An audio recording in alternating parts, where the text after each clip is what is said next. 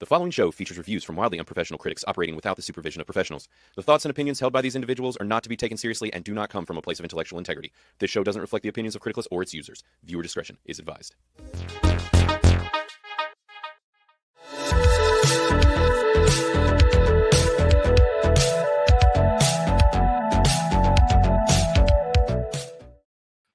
What's up? What's up? What is up, everybody? Hello, and welcome to another episode of Criticless Cast Unhinged. Today, we have come with our microphones plugged in, believe it or not. We are completely and totally prepared as we are the most professional channel on the entire YouTube. So we have it together tonight, unless we start getting a bunch of messages in here where y'all say that you can't hear us or see us or some other ridiculous thing, or maybe I turn pink. But anyways, we are going to be talking about Thunderbolts today. We're going to be doing a review, a spoiler-free and spoiler version of this review. So if you don't want anything ruined, we'll give you the heads up. But we're going to be talking about Marvel's new film, Thunderbolts. But before we do that, we're going to do the usual things like school in some boomers and you know, talking about what's happening in the news. And then in the second half, we'll get to the review. But before we move on any further, I need to introduce my co-host, Mr.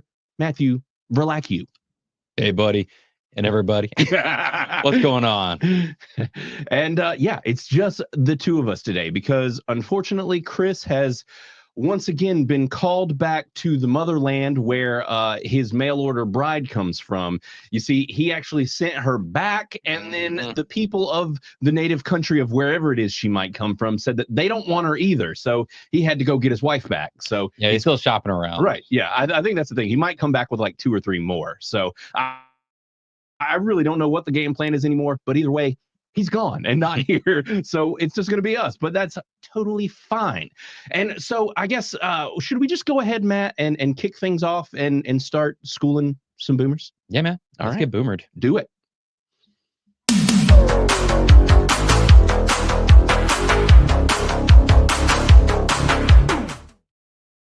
All right, so let's go ahead and add this thing to the stage there. All right, is that right? Am I doing this right? All right. Yeah. So I've been keeping an eye on culture this week. I've been watching it very, very closely, and there are things happening. Now, there's a big moment of something that I have never seen happen on national television or elsewhere for that matter that I think that you guys need to see, and it's absolutely hilarious.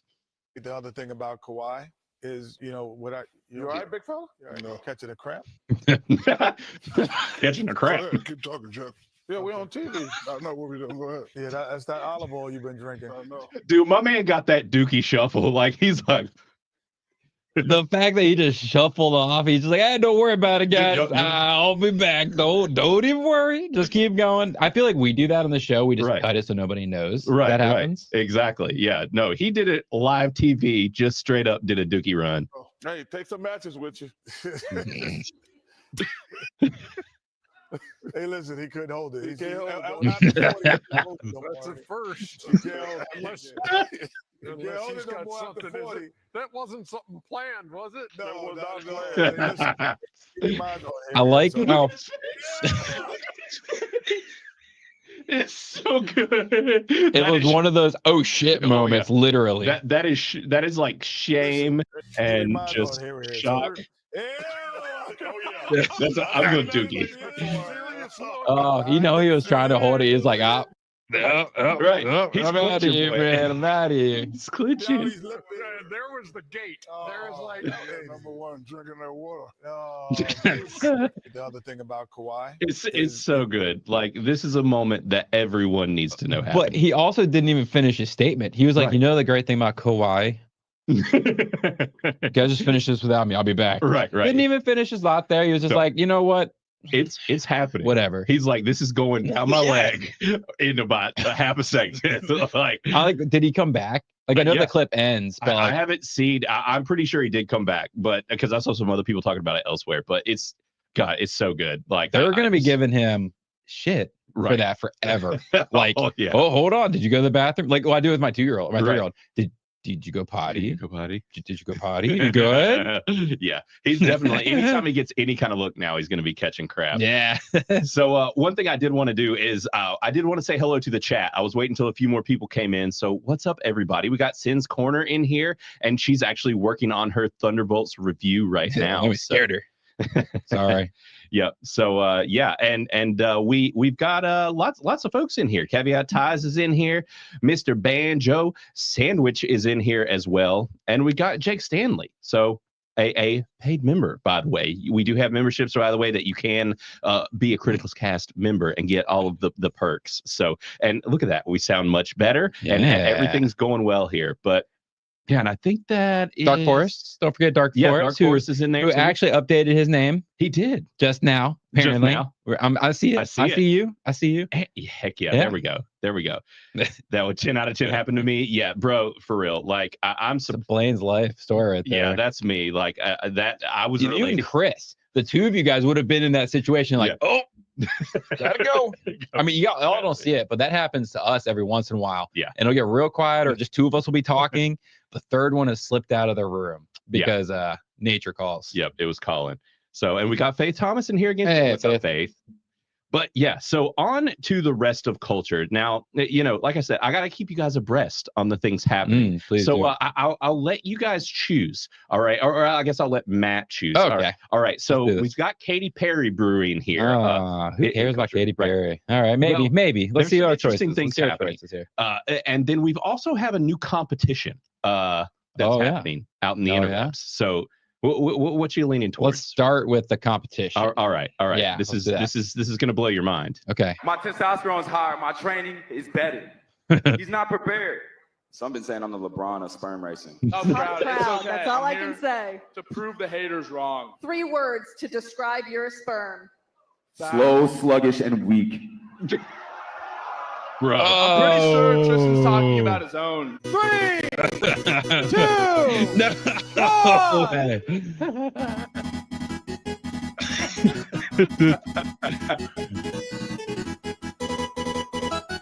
This ain't even a competition.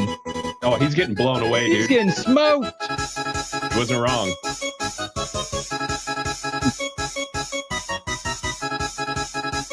Ooh, wow.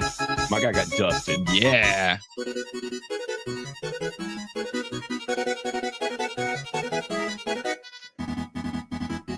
I can't believe it's still going. It is just going. Sending them on one hell of a journey. Yeah. And they come together at the end. I like it. Come together. My testosterone's higher. My training is better. Coming together there at the end. What in the world? When did coming become a competition like this? There's an ABCs of Death episode that's kind of like this. Really? Yeah, well, sort of. People are wild. Like the fact that this is happening is just so ridiculous. I mean, and yes, Dark Force, yes. What the fuck is a great. Oh man, I can't believe just this whole thing. I mean, he's in a race suit. My guy's in a race suit. All right. Right. And then, but check it. Tonight on CNN, our undercard sperm.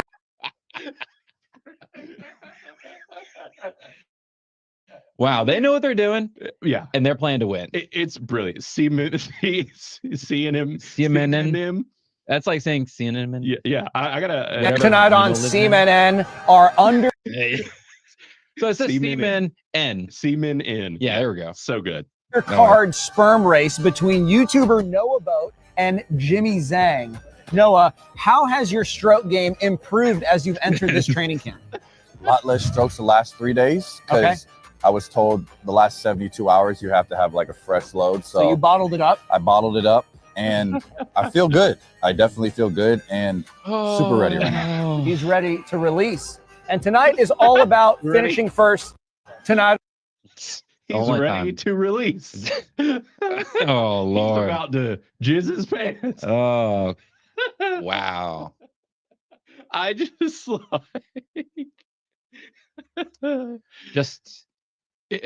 this should be on 808. Yeah, this is the perfect for 808, and this needs to happen on 808. Even the winner lost. Yeah. Listen, yeah, but I mean, listen, there's some guys that are, they're confident about their game. I mean, we the thing is, they're confident about a game. They have no idea. I mean, unless you went and but that doesn't have to do anything with the speed of your swimmer, right? Strength. I guess the strength and speed. If they make it there, right? I mean, you either got successful swimmers or you don't. But it has made it there eventually. I mean, it's a race, obviously, to get there. Most of the time, when they consider it, it's more of like a potency level. It's like are you shooting blanks or are you shooting like a full, clip? Right. You have a loading gun or not? Yeah. But this is something. It's wild. This is it's brilliant, and also we live in idiocracy. I also want to see the camera setup they have going on for this. Right. So I guess they just have like a tube slide and like a microscope that's just going along, just recording this. Right. I guess. This seems like they're and it makes it look like they're putting it through like some kind of it's almost in like a panel but listen, so this is where the rubber meets the road, because this thing's blown up 10 million views on this first one. 1.5. So the sperm race is a fraud. I'm a board certified fertility specialist. I look at sperm all day under the microscope, and these are not human sperm. This is CGI. This is computer generated. Here's how I can tell. The sperm tail is supposed to be 90% of its length. These are way too short. This is also not how sperm swim. Sperm, the head jiggles as they swim. It is not stationary with the tail beating. This is real human sperm in my lab. Every aspect of this is not a human sperm. I don't know what these guys are doing. This sperm race, what's the real story, guys? Why are you doing this? Why are you putting out fake videos? Busted. So now the question is the legitimacy of this. Now let's say that they have them pre-deposit their materials. Okay. Right? Yeah. And then what they do is they do see the potency level, right? And then they have pre-generated CGI things where they kind of try to accurately gauge and display the level of performance that would happen from that individual. But you know what I'm saying? No. Like they test them and they're like, okay, this guy's like, 100% potency. Sure. This guy's like 50. We're going to CGI the one where it looks like it's at a 50%. I mean, I guess maybe they could do that, because it's like like I said earlier, it's not about how fast they get there, it's for your potency. Right. So, Or this is CGI and he's right, and this is all just a show, and it's just for us all to sit back and laugh at, because it's ridiculous. Right. I mean, they're on like a stage, all kinds of stuff. So this is great link. For a I mean, that's a great link, but they were probably like, hey, you guys want to come in this funny joke? It's pretty awesome. About sperm racing. Funny.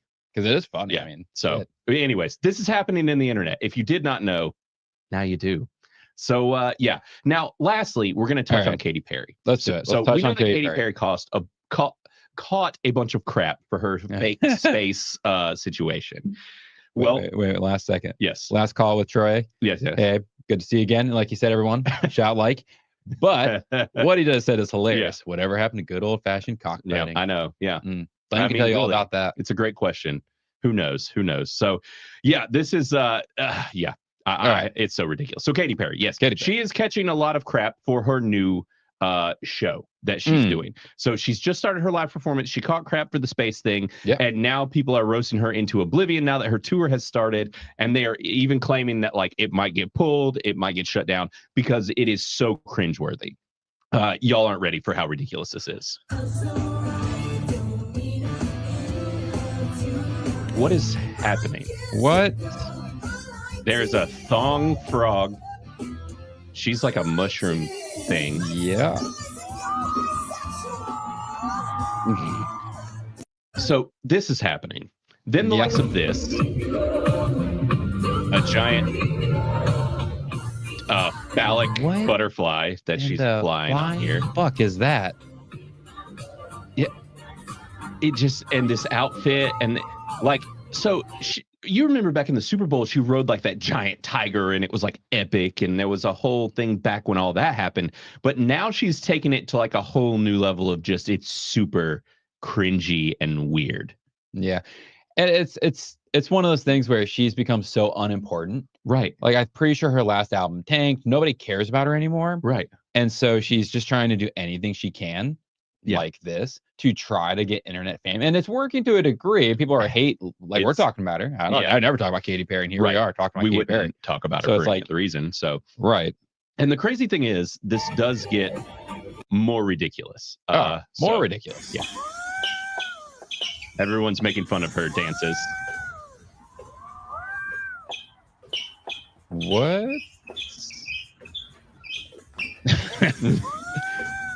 It's like a crocodile shaking the baby. There you go, shaking the baby. Twerk, twerk, twerk.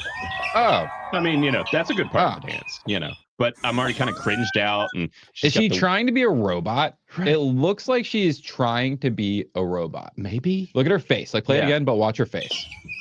It's very.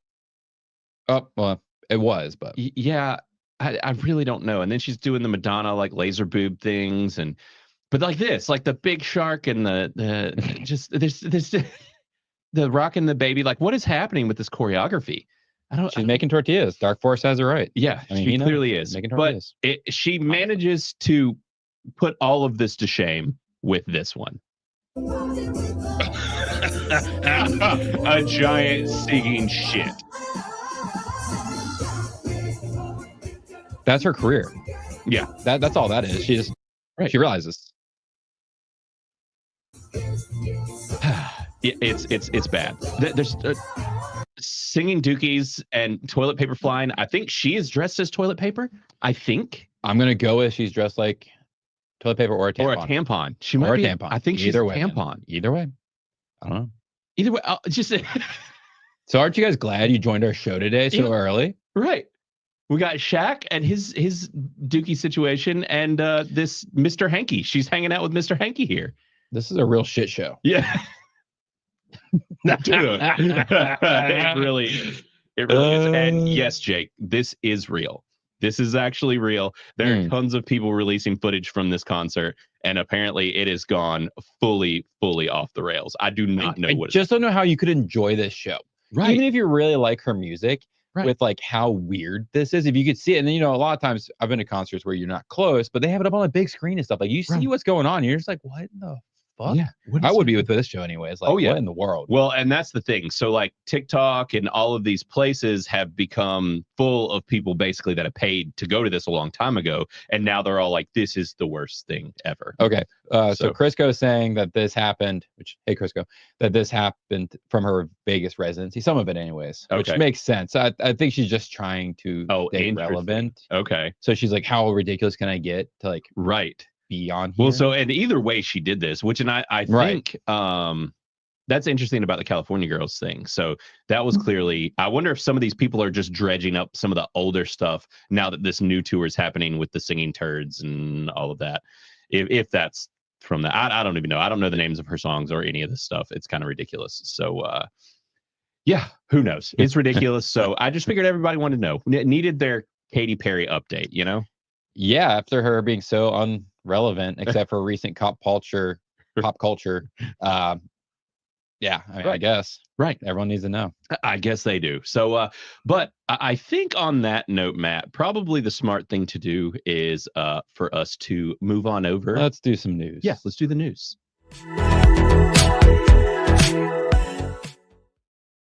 And I am also going to get these headphones off. I don't know. We used to wear these for the entire show, and I just, dude, I don't know how I did it. My ears are burning just from like 3 or 5 minutes, however long that was. Right. Talking about Dookie. Right. I don't know. Dookie and jizz.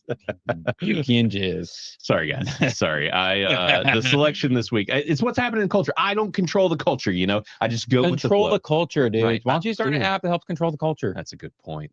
Do something about this. That's a good thing. And if you didn't know, then you should know, which I think most of the people in the chat do know. But if you are not a user of Criticless, then make sure to download us in the Android and Apple app stores, or find us on the web at criticless.com. We're an entertainment reviewing platform where you can review movies and TV shows and a whole lot more than that. And hopefully in the future, even video games. So we need more people to fill out the site, get people on the Crit Club, joining up on that, because the more money coming into the company helps us to be able to do more. So all of that stuff, everybody, every little bit you do helps. And obviously you guys in the chat as well, and the super chats and the members and stuff with YouTube as well. All of that is great and helps us a bunch. But I said we were going to talk about news. So that's what we're going to do. News it. Yes. Dookie news.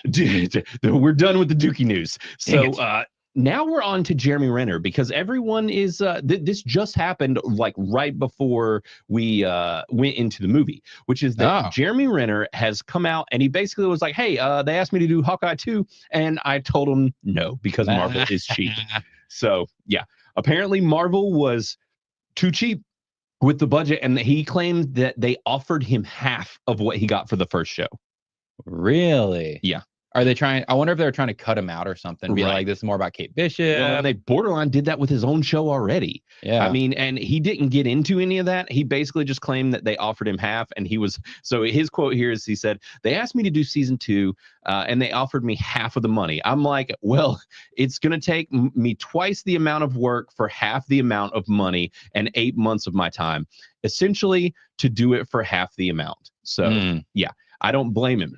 Yeah, well, and that's the thing. I don't understand how they're making money really off the shows. Right, off D+. And so I can't blame him. As an actor, you want to move on at some point, especially from Marvel and how they've been treating a lot of their characters and stuff.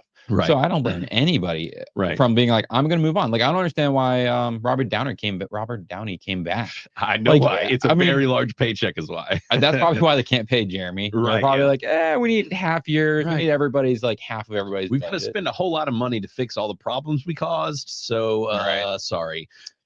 Which guess. Is a real bummer, because he's one of the OGs. He's still alive, and everybody likes him. But that's the thing, like you said, the way that they've treated these characters, the legacy characters have all gotten treated like crap for the most part. And so I don't blame him. And he's probably also in the back of his mind just being like, what are y'all about to do to this character? You're ruining all these characters that y'all spent 10 years building up and making great. So, well, and at this point, I think Disney's figured out that they're just going to stop with their legacy characters, which, I mean, they should have already done. And they've been dragging it out. But I mean, most of them have moved on or haven't been seen in a Disney movie in a long time. So, I mean, we've got Bucky, who's been strung along, and I mean, Spider-Man, I guess. But then like Thor's kind of out there, sort of, but they like after the bombing of in his last Love movie, and Thunder, and Ant-Man's still out there. Like, and that movie didn't get super well received. Granted, we like it more than a lot of other people do. Sure. Like, I don't super dislike that movie. I know it gets a lot of hate, but I had fun with it. That kind of is what it is. But so the other thing that I found funny was he's like, I'm sorry, why did you think I'm only half the Jeremy because I got ran over? Maybe that's why you want to pay me half of what I made on the first season. What a legend. Yeah. So what I mean, a legend. Good on him, clap back. Why not? And that's the thing, it's probably going to take even more work for him to reprise that role after that injury. Absolutely. Yeah. He got jacked up. He almost died. Like, he got ran over by a freaking snow machine, snowplow, whatever. So like, yeah. I mean, I'm just glad he's alive and kicking and whatever. And hey, do what projects you want to do. And if Marvel it and doing what they need to do to keep you, then I guess it is what it is. It's a bummer, because I would like him and some of the others that I like back, and to see him with the likes of like Bucky, being that Bucky's still out and about and whatever. And I mean, because, and we didn't even mention Cap, but it's like nobody really likes this. Well, I say nobody, you guys did, but most people don't like this incarnation of Cap. So, Yeah, I mean, it's good. I liked it when I saw it. I've cooled a little bit on it. I can't wait to rewatch it once it's like on Disney Plus to see if I still hold. Because I was thinking about it. I was like, how much of that was member berries? Because I love the Hulk movies. They were my childhood. So it was like seeing the Abomination and stuff like that. I was just like, those come back were cool. So I don't know how much was this or that. So we'll see when it comes back out. I'll rewatch it. Yeah, maybe I'm curious. My review. Curious where you'll sit. I need to add that one to my Marvel list, which we will probably pull up after a little while on the so that you guys can kind of take a look at that, and it'll help us hash through the movie. One thing I did want to touch on, they released a photo of what the leader was supposed to look in Captain America: Brave New World. Speaking of him, so this was the original design, which I like a whole lot more than whatever it was they did in that movie. This is what it should have been. It looks like the character's supposed to look, and it's not, because that's the thing. So you have the character that they made was a big head, but it was like a brain coming out of a skull kind of thing. But then they also had, it wasn't the leader, but when they did the Lantern, Right. And the guy looked very similar. Yeah. Where he had 2 ball sacks on his head instead. Right. But I think it was the same concept where it was supposed to be just like his big brain. Right. Instead of just doing something like that, which was comic book accurate and would have been fine. And the fans would have been a lot happier. It's like you already have a movie where you know that it's going to be controversial, and then you know that this is not what you do. I don't know why they chose to depart from this. I think that this image looked pretty good, and it's a bummer that they got rid of it, but it is what it is. Yeah, and that movie tanked hard. So one more piece of news here that I did want to hit on here is that Guy Ritchie is actually going to be the person directing the Roadhouse sequel with Jake Gyllenhaal. This is so weird. Why? I don't know. Why? This is a waste of Guy Ritchie resources. Maybe. I mean, maybe. Right. With it being a sequel, maybe. Right. Positivity. Maybe. Right. Guy Ritchie can take it in an awesome direction. Right. Because I don't think there was a sequel to the original Roadhouse. Y'all can correct me if I'm wrong. I don't remember. I don't think so. They could do something different. I never saw the remake. I don't know how it ends. But the remake sucks. Yeah, I've heard everyone say that. Yeah. I never watched it. I say I didn't absolutely hate it, but it is not great, and it's a pale shadow of the original film. Yeah. And so they did do a Roadhouse 2 apparently, but it was not and I think it's actually 2 words. It's Roadhouse. Yep, there it is. So on Criticless, Roadhouse is at a 51%, and I gave it a 45. It's just decent across the board. Yeah. And that's what I say. Like it wasn't terrible, but it was not good. And if you know or like the original, it's much better. And if you look at my original score from the original movie, it's an 86. I love this movie. I think it is awesome. It is a badass, manly freaking movie. Yeah. It's great. The remake though was not, and then I don't know what the heck. I doubt there's any reviews. Click on it. I want to see if we have any reviews. One. We got one heinous. 2%. And obviously this was way later down the road in 2006, and it looks really terrible. Okay. Yeah, I was about to say, is that Jake Busey? And yes, it is Jake Busey. It is. So, and Will Patton in it as well. Very weird. This is so strange. I feel like this had to be just really, really, really bad. Yeah, I gave it 2%. Yeah, so that did happen apparently. But yeah, the news here though is that Guy Ritchie is doing the second one, which I find interesting. We knew it got a sequel. Yeah. Maybe this will make it better. He is good with action and like kinetic fighting and things like that. True. So maybe he fixes it and the second one's better. We know that Jake Gyllenhaal's a good actor. Is he coming back? Does this article talk about that? Yeah, it says with Jake Gyllenhaal. Oh, so, okay. Yeah, Gyllenhaal is back. Jake must just really believe in this then. Right. For him to come back, considering how it was not well received by like anybody. Right. He must believe. It just got a lot of views. And which the crazy thing was, it had a good director on the first one. And I'm trying to remember, I don't know if it states it in here. Oh, yeah, it was Doug Liman that did like Born Identity, Edge of Tomorrow, all that. Yeah. Like he did it. And it was not great. Like I was excited for it because he was doing it. Right. And it didn't look or feel like one of his movies. Yeah. I still wonder if it was just it got chopped to hell on the cutting floor or something. Right. They cut out enough of the what would have been like heartfelt story or something like that. Right. Like just messed up with the core of what it's going to be. Yeah. So I have no idea. One last thing that I wanted to touch on is this Superman hubbub. Now I talked about it yesterday on Bro Science. We got to chat about it with the whole squad on there for the anniversary episode, which was really good, by the way. If you weren't there, we had a lot of fun and it was a good time. We had Drunk 3PO, so Jay was on there, and I'm trying to think. So we had, because there were people popping in and out, but it was a great. Yeah. What movie were you guys talking about? We didn't talk about a movie at all. It was just it was the reunion stream, and so they brought me in because I'm a regular now, and it was the usual suspects. Oh, that's so cool. Everybody's kind of been involved. But so yeah, it was cool. It was a good time. But anyways, so we talked about this yesterday on there a little bit. Most of y'all have probably heard about it, but there's some Superman news that is not good. Have you heard about this, Matt? No. It's looking real bad. Supposedly, yes, the new Superman plot leak is saying that Lex Luthor uses a group of monkeys to troll Superman and basically not dox him, but like I guess just troll cancel him. It's a cancel culture commentary. Oh God. And he gets canceled and depressed, and it like heavily affects Superman. Oh, I hope that's fake, because I've been mildly excited for the movie. Right. And if that's what they're going with, that is the stupidest thing I've ever heard. Yeah. Ever. Right. Like, yeah. And someone that I didn't mention on the show last night with Dan Bask, he had some opinions on this as well. And it was the first time I got to hang out with him, which was really cool. So I've yet to be able to spend any time with him. So that was pretty neat. But anyways, yes, this was one of the things we chatted about. And basically, it's like this just seems like just a terrible move for this film. Like, this is everything in the DC universe hinges on this Superman movie. If you're going to do some ridiculous, like borderline narcissistic self-insertion type crap like this, because it happened to James Gunn. And so that's why it feels very self-inserted. Yeah. He got canceled, like he got fired from Marvel and then hired over to DC and then pulled back over to Marvel. And now he's running DC, all this stuff. And it's just like, bro, like, get over it. But if that is the case, but I will say, I'm hoping that this is wrong and that's not what this is, or it was so poorly received. But I was gonna say it's fake. Well, for now, the problem here is Geeks and Gamers ran another article about it too, and they're sharing some posts from Gary, and he made a post about it. But basically, he has an inside source and is claiming that it is true. But he said at least it was at the test screening of one of them. Now, yeah, but when? Right? How long ago was this test screening? Right. Was it recent? Was this cut? Was this a small plot point? Was this more influential to the film?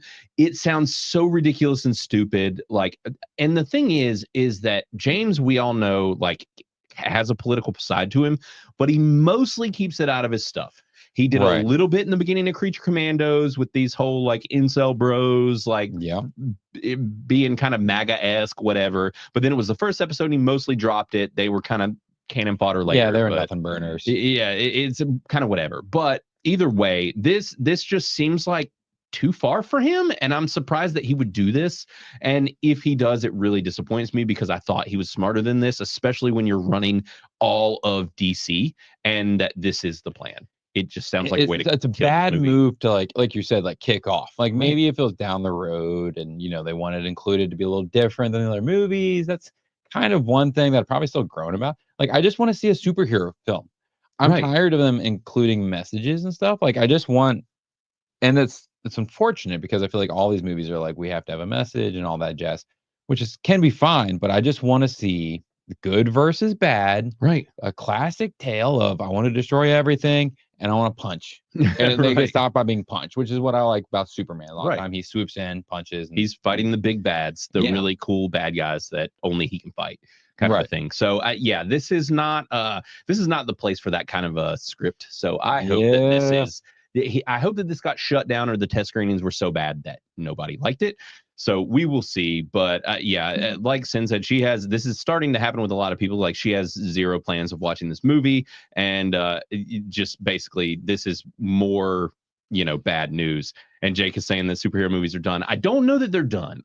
We will see. And we're talking about one today. So, and we have seen it. And we've already got, actually, I was surprised at the amount of reviews for Thunderbolts that we actually already have in the app. Oh, really? We actually have quite a few. I saw one come in yesterday. Yeah, we have quite a Dark Forest dropped one yesterday. Yeah, a very shining review of it. Indeed. So, yeah, and I'm sure that he wants to hear where we sit with this. Also, we have some people popping into the chat. We have Horia with Nads hopping in audio. What's up? How you doing?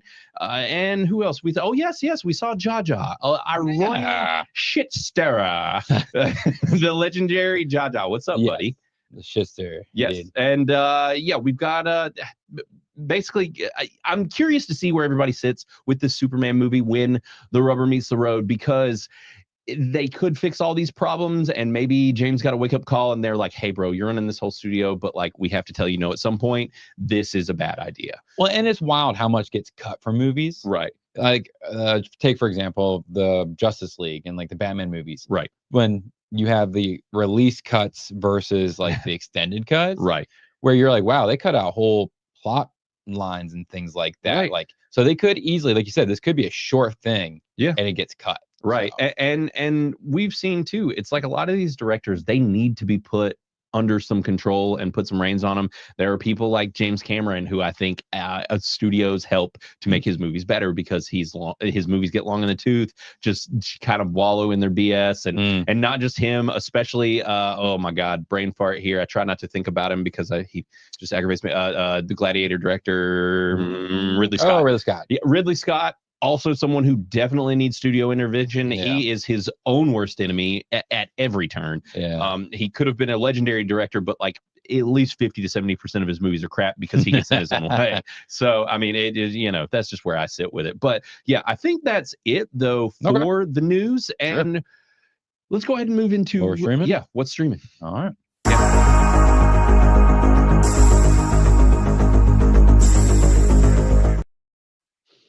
All right. So I have actually been not watching a ton of stuff. I can talk a little bit about some things that I've been watching.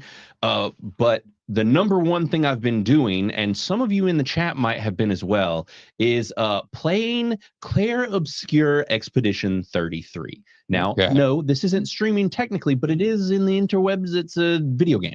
So, right. But I have not been playing mini games lately, and I've had a lot of bad luck with recent games, as a lot of people have, because a lot of them are trash. And I can say undeniably, like, this is one of the best games I've ever played. Ever. Nice. Like, hands down ever. One of the best games. Okay. It is phenomenal. If you are a movie fan and you are into deep, rich stories and new lore and new ideas and new created things, like, this is it. This is all new. It is fresh. And also, it's an excellent video game. Okay. Yeah, I mean, I've heard you talk about it. Right. And I've seen, like, the internet explode about it recently. Yeah. But other than that, the only time I've actually heard, like, even what it's about, really, besides that it's a turn-based game and everyone's groans, and then they're like, oh, we really like the game, though. Right. Is that it's like the whole premise is that they live in a society where there's this creature that, like, kills off the oldest group of people. Yeah. And they, like... It starts at 100 and counts down. Right. And then, like, the second oldest year has to go out and try to, like, stop this person. Right, or the oldest year. It's kind of both. They'll tag team. Okay. Yeah. And so yes, basically they're like, hey, you're gonna die in a year. It's basically like the full-blown end of days kind of scenario. Like, they just get snapped out of existence. And so basically they go on an expedition to stop this lady called the Paintress, who is killing people, because what she's doing is it starts at year 100 and she's counting backwards down. So this is on year 33 of, or at least the years that are left is 33 years. So these people would have died and they're going on this expedition. And so you're part of that expedition and you're going to the place where this lady resides. And that's the thing, is that all of these expeditions happen and no one comes back, and seems like no one survives. So, okay. Yeah. I mean, it's a very interesting concept. It's kind of confusing because it's like, well, sounds like everyone's just going to die. And before you know it, they're just going to be fighting, like, 5-year-olds. Right. But it's like, what's the purpose? Exactly. But and that's the whole sure thing. There's something. The numbers are counting down so low that they have to really get this done soon. Yeah. Because it's like all of the kids are in, like, orphanages because their parents are gone. And why would you bother having kids at this point in life? Right. I guess it's kind of people do, it's like, just to stop society. So there's a lot of interesting things in here. It is a beautiful story. There's a lot of layers to it. It takes risks, and it just does things that I have not had a game do in so long. And I think it's absolutely fantastic. So if you have Game Pass, especially, it's free on Game Pass. So it's Expedition 33. Definitely play it. And even if you're not into turn-based games, there's a level of, like, action that you do, like you're blocking things and you're aiming and shooting. And so I've seen some footage of the actual like gameplay, and I was like, oh, okay, because it's not like Baldur's Gate where you make your choice and it, like, happens or it doesn't. Right, kind of like a board game, and you're, like, rolling the dice. No, there's a lot more. It's almost a little bit of like it's Final Fantasy-esque, but also if you think something like Pokemon or whatever, but then mix in this, like, active element, and there's a lot of changing your move sets and your abilities and weapons, and you're constantly, but also it's an RPG where you're finding loot and you're leveling up and you're doing all that and customizing your characters and all kinds of crap. So, and building up relationships, and you do it all. So it is a superb game. And if you like stories, then definitely do this. But how far do you think you're into the game? So I think I'm close to halfway, because I just hit Act 2. I'm guessing that there are 3 acts. Okay. And I seem to be about halfway-ish through Act 2. Okay. If I were to guess. I've heard that it's 30 hours max. I think it's longer than that, but I'm also kind of doing everything.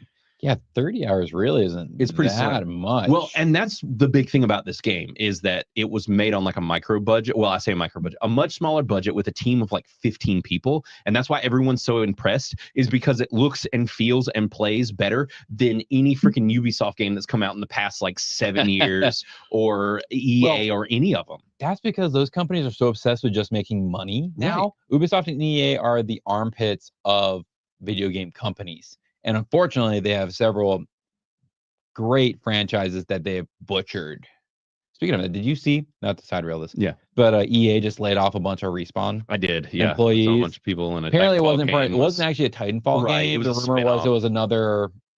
It was like an extraction shooter or something. Another extraction game. I'm like, just give us Titanfall 3, you fools. Right, seriously. Oh, we got that other game that's the tie-in that's so popular. What? League of... no, it's not League. It's I played it a bunch for a long while. Yeah. I can't remember. It's really nothing to do with Titanfall, but they say it is. No, so. One character can run on walls. And that's the thing, is they could literally make a Titanfall 3 game that has that exact game mode in it. The map's big enough that you could have Titans just run around shooting people, have a team deathmatch. Of course, probably will never happen. Yeah, it might. And also, Dark Force asked if I am caught up on the studio. I am watching the studio. I won't go into depth on this episode because I'll say caught up. I'm not quite caught up. I think I'm maybe 1 or 2 behind. I'm not sure. But it is fantastic still. If you have Apple TV, watch the studio. It is fantastic. And he says that I guess that they touch on Hollywood's obsession with race. And I am very interested to see because I'm hoping that this is Seth Rogen kind of waking up to the hole that he's fallen into. Yeah. And this show isn't like super woke, which is kind of where he went.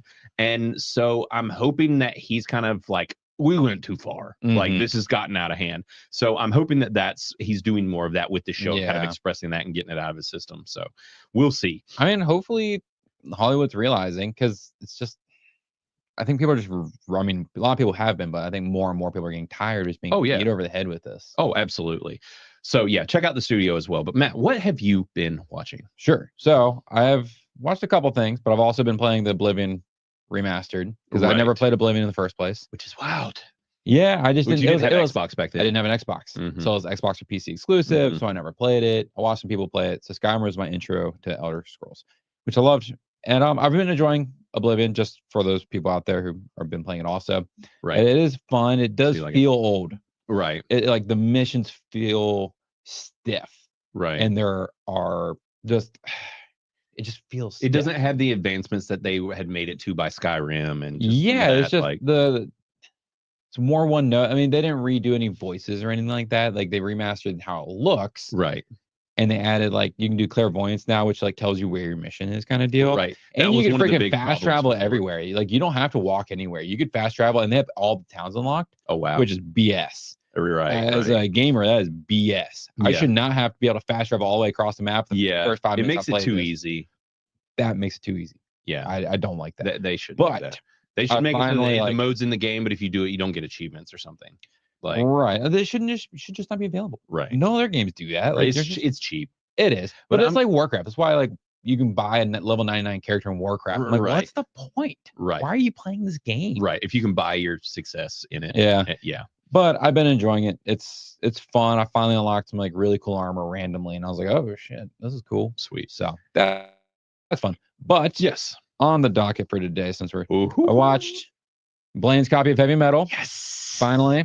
So, one thing off the docket of Blaine's Lent DVD physical media collection. I know. Yeah. Which, and did you see? I did a post. They are bringing Heavy Metal magazine back. Really? And I think I'm gonna get it. If I end up getting it, I'll pick you up a copy if I can find it, because it looks really cool. It's gonna be like 100 and something pages. They're going all out for this first issue.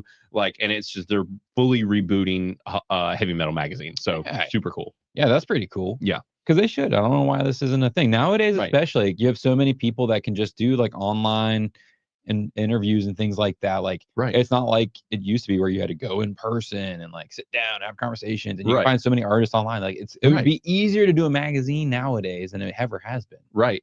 So it'd be really cool if they did that. Yeah. The movie is okay. I was bored with this movie, and I was like, yay, there's a lot of boobs. There are a lot of boobs. And this is made for 15-year-olds that don't have the internet. And I was just like, I think I rated it as a decent because I was just I like, went and looked. I pulled up my FWBs because you and your wife both reviewed it. So we got you and Wine Fiend. So you gave it a 40. She gave it a 43. One literally her video is just Scott Pilgrim saying, "This sucks." It's one of those things you just like. You also kind of just have to see for like history's sake. Right. Like I feel like it's one of those like it's like this novel thing, and I don't think that it hits the way for newcomers. Like obviously, and I gave it a higher score than even you guys did. I gave it a rad, and I caught a lot of crap for it. But I very much, honestly, I could have given this anywhere from a decent to a rad. Yeah, I was more fair on this because of its like me just kind of appreciating it for what it was. But the animation does not hold. No, and the story is just kind of lackluster. Some are good, some aren't. I like the style, and I wish they would make modern like animes in this style. Right. And they don't because everything has to be shiny and nice. But I like the 80s hand-drawn like styles of things. So I did enjoy the style. The substance wasn't there for me. And I have it pulled up if anybody doesn't know what heavy metal looks like. The art really varies. It's an anthology, so you get a wide range. This story was badass. I like this one. She's cool. That stuff was pretty cool, but there's ones that are good, ones that aren't. There's some that are almost like boring, like you said. And then a lot of them are just like the horniest things you've ever seen. This movie is the horniest movie ever made. Yeah, I mean it's super horny, and you can tell that the dudes that were doing it were just like, yeah, right. So I mean, yeah. So I mean, but either way, it's a fun time. Sin, you're popping out later. We will, you can hear what we thought about it later. But take it easy. I hope you liked Thunderbolts.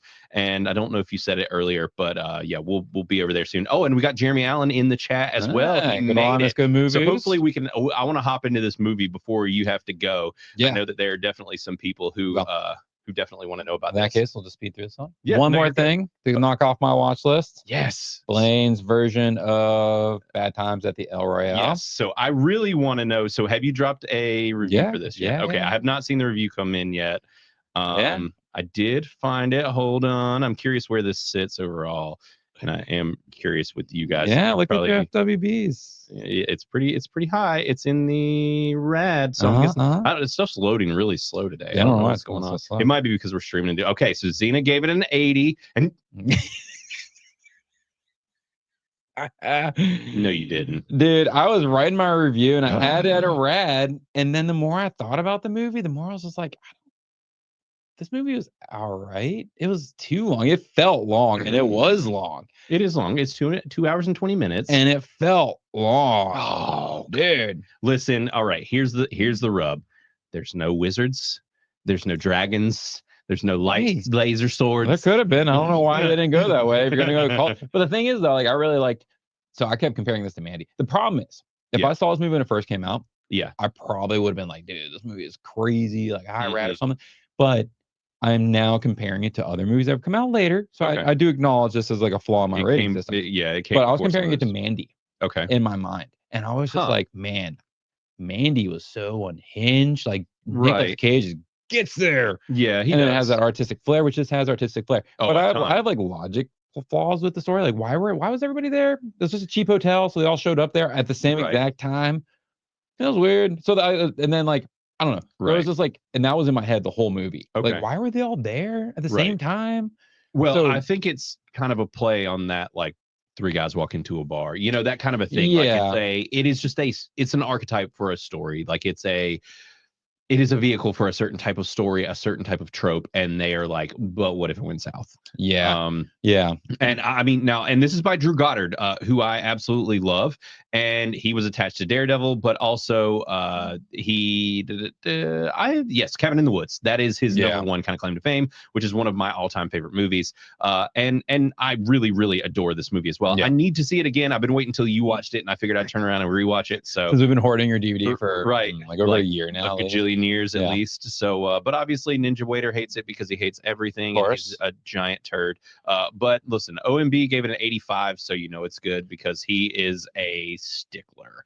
Well, yeah, he and I tend to disagree on our movie reviews. Yep. And it doesn't matter like what it is. Like I'll be like, I like this movie a lot. He'd be like, this movie was doo-doo. I'm like, what are you talking about? Fun movie. Right. So yeah, it doesn't surprise me. But yes, I'm really glad that Xena at least liked it, and I'm glad that you didn't hate it. It is a very well made film. I think it is, regardless of where you sit with the story and stuff, it's very well made. Right. It is very well made, and it's very pretty. Yes. To look at. Yes. And I love that hotel. Like, and Hemsworth is chewing it up. Hemsworth is the best. He's him and Xena said this in her review, I believe. But Hemsworth and the porter. Yes, hotel porter guy, Lewis Pullman, who's in the movie tonight that played Sentry. Hey, that's wild. He's a fantastic actor. Yeah, they really killed it. He's a very good actor. Killed it. But there's a lot of people in this movie. If you've never seen it, I highly recommend Bad Time. There are a lot of people. Yeah. The problem is, I also compared this to The Hateful Eight. Yeah. And I really like The Hateful Eight. I know you didn't like it, but I was like, I like Tarantino's take on like a hotel lockdown kind of situation. Right. Like I really liked that movie when I saw it. Mm-hmm. And so I think Xena talks about in this review way more than I do. Right. But she was like, I feels like 4 Rooms, Hateful Eight. Right. There's like 2 other movies. Because it's very much a style of movie. For sure. It is very much. So yeah, I think most people like this movie by and large. I mean, I love it. I'd probably, if I rated it back when I saw it, I'd probably give it like a 95 or something. Oh, I mean, you ran out and bought the DVD like the second it came out or something. Exactly. Like that. And I don't do a ton of that. So, I do more now that streaming has become absolute trash. True. But the only thing that I was going to mention just very last minute was The Righteous Gemstones. If you are not watching season 4 of The Righteous Gemstones, it is ridiculous and absolutely hilarious. Yeah. Yes. And there is some hanging dong, bro. Like they hang dong in this show, and like hanging head or hanging brain. No, it's they're the whole dong, the whole dick and balls, the whole meat package. Uncle Billy, baby Billy. Baby Billy's drunk. Baby Billy is hanging dong in this movie, and they really just want you to bask in it. But no, in all seriousness, this show is still great, and this might go down as the best season just because it's so ridiculous at this point, and It's just a fun time, and they kick things off in such a weird way. And it starts, and I might have mentioned this on a previous episode. I don't remember, but I don't remember you talking about this before. They got, holy crap, I'm having a lot of brain farts tonight. But does the voice of Rocket Raccoon Bradley Cooper? Oh yeah. Bradley Cooper is in the first episode, and he is the first gemstone that started the gemstones. Oh, yes, that he would start a cult. He would, I right? mean, a church. A church, yeah, definitely a church. But yes, he's the first gemstone, and it is very interesting and takes place during the Revolutionary War, and he's actually a criminal who impersonates a pastor. What? Yeah, a religious figure that's a criminal. Right. This show's revolution. Yeah, it really is. This is breaking. This is some new shit. Breaking ground. Yeah. So yeah, if you are not watching it, I love honestly, I didn't realize. I've seen the other 3 seasons. I think I dropped a review. Yeah, you did. I like binged them. Yeah, I'm not a big fan of that comedy style, right? But I am intrigued because I think somebody said this is the final season. It is. So I will. And they went all out. They're like putting a lot of money into it. Yeah, I mean they've always done that. This show feels well made. They've put effort into it. It does. So I'll be curious to see what this final season. I didn't realize. So I guess Xena doesn't watch it, so I'll. Yeah, you can watch it on my own. Blow through it on your own. So yeah, but I think it's time, Matt. I think it is time for what the people came for. Is it time for that? Let's do it. Let's get into the spoiler free.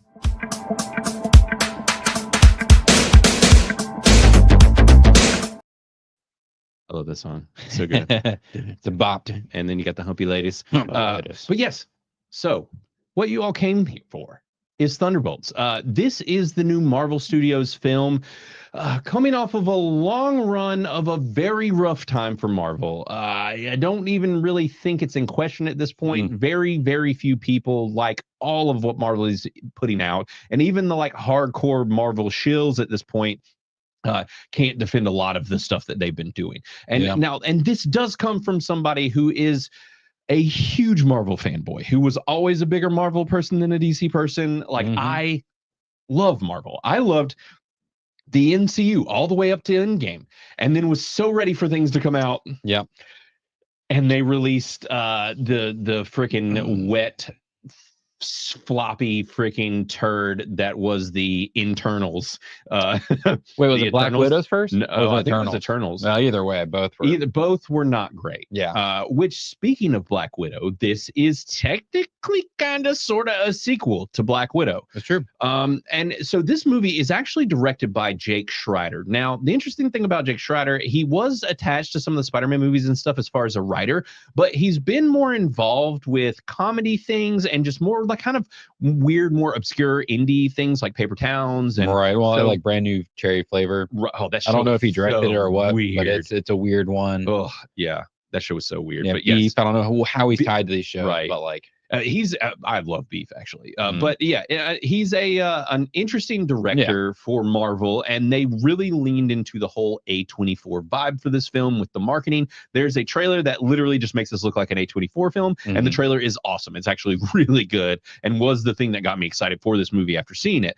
But this stars Florence Pugh, Sebastian Stan, Julia Louis-Dreyfus, whatever her name is now, Louis Pullman, David Harbour, Wyatt Russell. Like there are so many people in this movie that they've brought back from previous ones or that they are, introducing. Yeah. And so the question was just like, can Marvel actually, just get it back together and make an MCU film that everybody likes again? Well, and that's what we've talked about before. And I say this every single time. Like a lot of these times they have problems making team up kind of movies. You have too many people doing too many things. And it's like, this can be a struggle. Look at this is DC, but like the Justice League, like I feel like that struggled due to this thing. Well, and I mean, DC already has 2 of these movies, one of which was done by James Gunn, which was The Suicide Squad. Right. This is Marvel's answer to that. It's surprising that they took them this long to do this, and actually got around to it. But this is kind of their Suicide Squad-ish. Yeah, I just don't think they knew how they would work it into like the MCU game plan they had going on. I mean, they could have. Right. Like, there wasn't a reason they couldn't have, but I understand why they didn't. Right. And so the big debate here as well is just with the types of characters that they're bringing in, because people have not been crazy about the new MCU stuff, and this is mostly what it is. Well, that's the thing. You're right. Like they brought in these off the wall characters. Ant-Man 2 villain, Ghost. Black Widow, which I didn't like the movie. Black Widow didn't like the movie. So then this is technically, I think she's White Widow. I think technically is what that character becomes. Yeah, I she's think not technically that's her title, but maybe then if there's another movie, that'll be, or I guess whatever movie that's next for them. U.S. Agent, who was from the show, right? And I'm trying to think, wasn't there a fifth? And then Bob, who's not in anything. He's a character, and then I said Red Guardian. Yeah, so it's like you got to watch these 3 other things to like know who these people are, which doesn't hurt, but it doesn't hurt always. It depends. It all depends on execution. But that's the thing, is it's like you have all these characters, and a lot of them are from movies that either people didn't like or didn't see. Right. So that is a hard pitch. Now, granted, I'm still of the camp that that Wyatt Russell, John Walker, did nothing wrong, and he should be Captain America over the Falcon being Captain America. But so I'm a John Walker fan, so I was happy he was in this.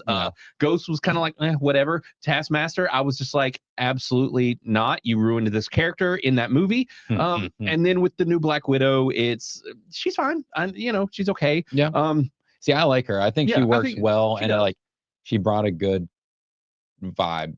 Like I feel like she was the one who was really acting in this movie. Well, and this is her movie for the most part, I think. She's kind of the lead here.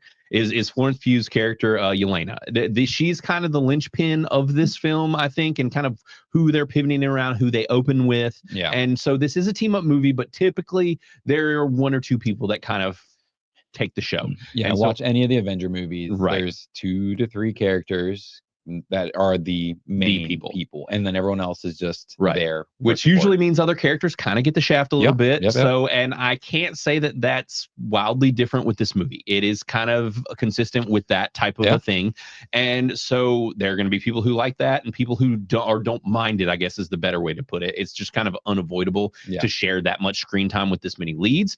But I think that it is going to be all over the place with reviews for this. They already are within Criticless. I don't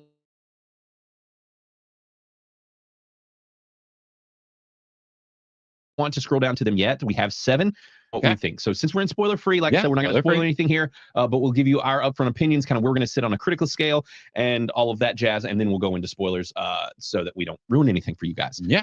So Matt, you or me? Yeah, I'll go first. All right. I'll take the dive. All right. So, and where were you with this movie? Were you excited about it? Cautiously optimistic? My problem with Marvel is that I want to love every Marvel movie. Mm-hmm. We have 30 plus movies that I love, right?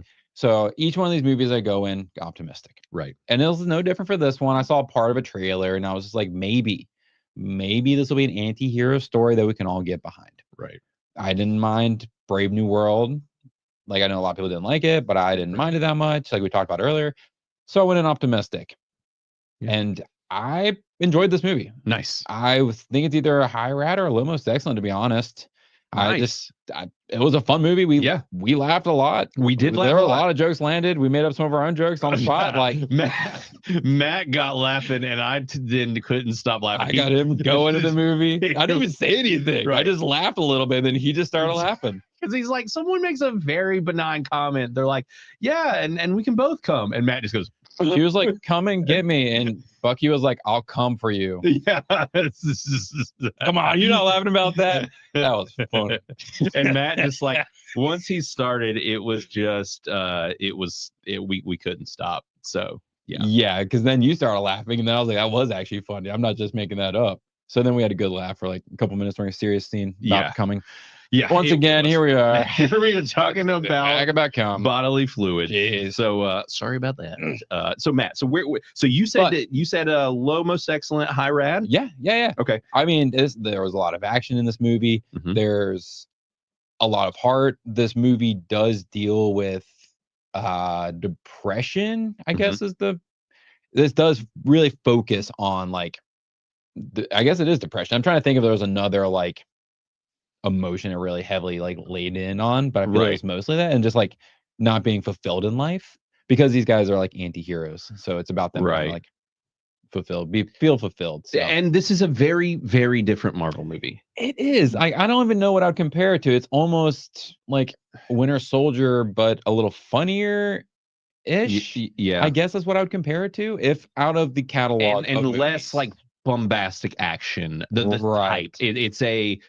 This is a more human-centric story, but there is still, I think, a surprising amount of balance for what they were trying to navigate here. They definitely got away. Like there was a couple scenes where they just walk in and there's a bunch of bodies on the floor. Yeah. Where they didn't want to show the action. Yeah. And definitely, I don't know if that detracts from the movie. I would love to see more of it. And maybe does detract from it a little bit. Right. Because I want to see that. But they did show a lot of action. So they did, and I was about to say, and I guess I'll go ahead and say it. And maybe this is a little bit of a letting y'all know what I think, but this was 2 hours long, almost exactly, or a hair over. 2 hours, 8 minutes. I think it could have used another 15 and I wouldn't have been mad about it. I think if they had included more action, a little more action in there, you're right. I think this could have been a little longer. It wouldn't have hurt my feelings, which is wild to ask for a longer movie, but that's kind of where I sit with it. And so on with where Matt was, I think I am right in the same boat and maybe even higher. Nice. I think this is at least like 83. Yeah, okay. Maybe. Okay. This is I think maybe an 80. I don't know. I'm in that low most excellent, but like it's good. This is a good movie. It is. I do think this is a return to form to a degree. Like I don't think it's like first Iron Man. No. But this movie has a lot of heart, and it does tackle things that other movies hadn't. It does. So it's fresh in that way, and like these characters, which I went in going, I don't know. These characters are people we don't really know, and honestly, we've never really pulled for these people before.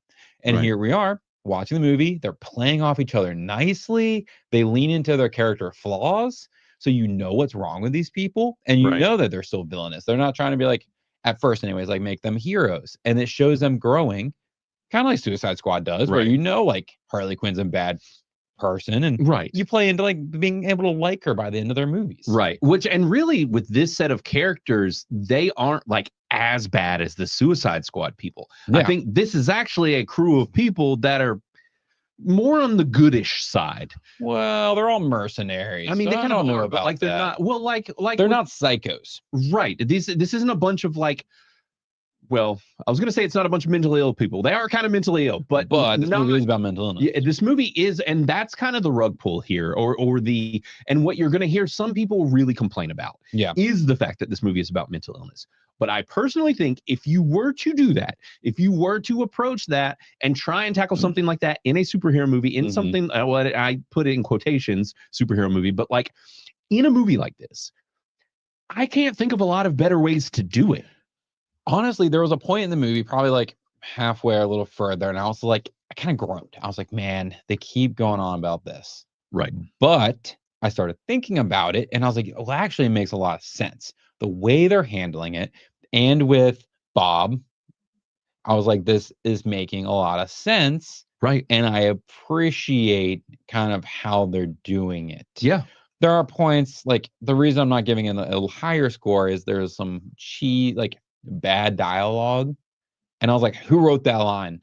That was a bad line. Right. I don't know who did this. There's some lines in here, and there's some jokes that don't land. Like there's some bad jokes. Yeah. There is some like moments of CGI where you're like almost all of them involving Black Widow, White Widow, whatever her name is. Yeah, White Widow. They still, so this started happening more so when they made that last Black Widow movie, where they keep trying to do things with those characters that make it appear that they have superhuman strength, and they don't. Right, they don't. You're like, this person would get wrecked. Like, you can't do that with this character. Right. They're still doing that with her character. It is a problem. It's not as jarring in this movie as it was in the Black Widow movie for me. Oh, that's why the movie was so bad. Yeah. The CGI was atrocious. It was terrible. It was really bad. And well, that was not the only reason that movie was bad. There was a lot of reasons that movie was bad.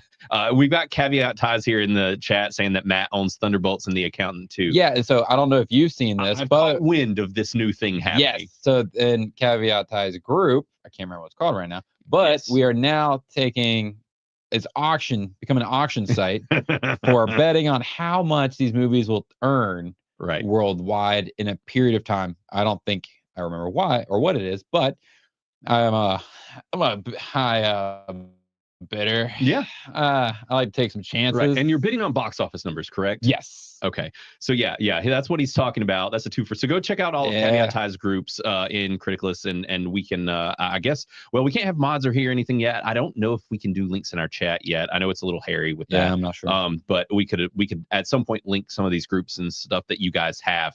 And I do see some new faces in here, which is great. We've got Taylor in here actually asking us what we think about anime. And to answer your question, we like anime. And he said that he has trouble running into the communities that aren't mega woke. And I can tell you that if you are in the Criticless anime group, it is anything but woke. So you will find very good company. Join the Criticless anime group. It's a great place and gets lots of good recommendations. And it is a group that I frequent very regularly. So anyways, but yes, back to this movie. So, and another thing that Jeremy pointed out as well, which he was talking about, the mental health thing is what has him the most kind of curious and nervous. Yeah. And it did me as well. When I heard people first mentioning it, I was like, this is bad. We're it easily could be bad. It could be. And I personally think that it was handled well. Now, there's already one review that I busted the person's balls in the app that has a spoiler in it. And it's a low review. There are going to be people talking about this movie very sarcastically and in certain ways that make it sound stupid and kind of diminish the effect of some of the things in the film. And one of these reviews does that. It was somebody that was salty that didn't like it. And it's throwing shade that's kind of a spoiler. I don't want to really get into it, but I'd say be careful kind of reading some of those. But I think that they handled the mental health stuff well. They start out from the jump with it. She's kind of, Black Widow's kind of talking about her, just basically being depressed and just being like, I'm burnt out of I don't want to keep killing people and be a mercenary. Well, yeah, she's just like, my life's kind of, she literally, I think she says that my life is a leaf, a dying leaf in a river just floating along, and she's like, I don't have a purpose, like I'm just doing this job I'm just killing people and going home and drinking or being sad and like looking on my phone. And it was an interesting thing, and they don't wallow in it. Like we said, there is still comedy in this movie. There's still like the levity. And there's so much comedy in this movie. And foreshadowing early on, like about like what the end game is and all that. And I'm like, okay, after watching the whole thing, I'm like, I like this movie. Yeah, it works. And the big thing here is that they introduce this character, Bob. Bob is, I I don't know if this is a spoiler. I always knew who Bob was going to be. Spoiler. I think it's a spoiler. Bob is a future MCU hero. I'll just say that. Those of you that know. And we actually alluded to it earlier, but the actor is actually also in Bad Times at the El Royale. Yeah. But the guy's name is Louis Pullman. This guy, first of all, you can tell just by looking at his face that he got ripped for this movie. His jaw has gotten a lot harder. His face is slimmed in. Louis is a phenomenal actor, and he steals every scene that he is in this film. Yeah, and that's the thing is like his character Bob. Yeah, in this movie could have been a boring, flat character. Yes, but it rides on his expressions. It does. He kills it. He has so many expressions that you're just like, and the character is so sweet. But he's somebody that is going. He is the main linchpin of the emotional device of this film and the depression and all of that stuff. He's kind of the linchpin of that component. Without getting into too much spoilers, but he is just a very lovable, sweet, kind of dumb character. And every time he's just kind of like, he's either sad or he's just kind of like, and just kind of smiles and like, yeah, he makes that exact face. Yeah. Okay, guys. Yeah. I guess I'll stay over here then. This is a sweet guy. Like, I like this guy. Yep. I don't know if this is a detractor for the movie or not, but this movie does have a lot of like one-liners. Yeah. Like they'll be in like serious combat and then like Bob will come in and just be like, say something like a one-liner or whatever. But which is very MCU. Yeah. And they'll turn in and like somebody else will quip about it or kind of do something like that. Yeah. So it's doing a lot of that stuff that the MCU did. I think that this is a return to form while also doing something different. And one of the things that many of us were demanding, or I say demanding, asking of Marvel was like, hey, you've been doing this thing. It's worked great. We love everything you've done up to Endgame. Let's mix it up. Let's do some different types of things. Let's do an indie movie. Let's do a whatever. Like, let's show these different things. And Marvel was like, okay, bet. And then they're like, we'll make them all shit. Like, and that's kind of what's happened. But like, this is more of what we're asking for. Yeah. This is what we wanted. This is the indie movie about something weird, about depression and about like dealing with your past and coming to terms with like your current place in life and all of that, but also still doing the superhero stuff and giving us the superhero moments. The first time that Bob does something, I got cold chills. It was I definitely so cool. teared up. I think I it teared was up then at the end. too. Well, at the end when Bob, so you think it was actually where he first got his powers? I'm trying to remember when, but there was one time, it was like in the middle-ish of the movie where I teared up. And I was just like, it was a weird spot. Like I didn't expect to tear up, and it just happened. And I was like, why is this happening right It's a surprisingly emotional movie that I think they handled pretty well. It's not perfect. It has some problems.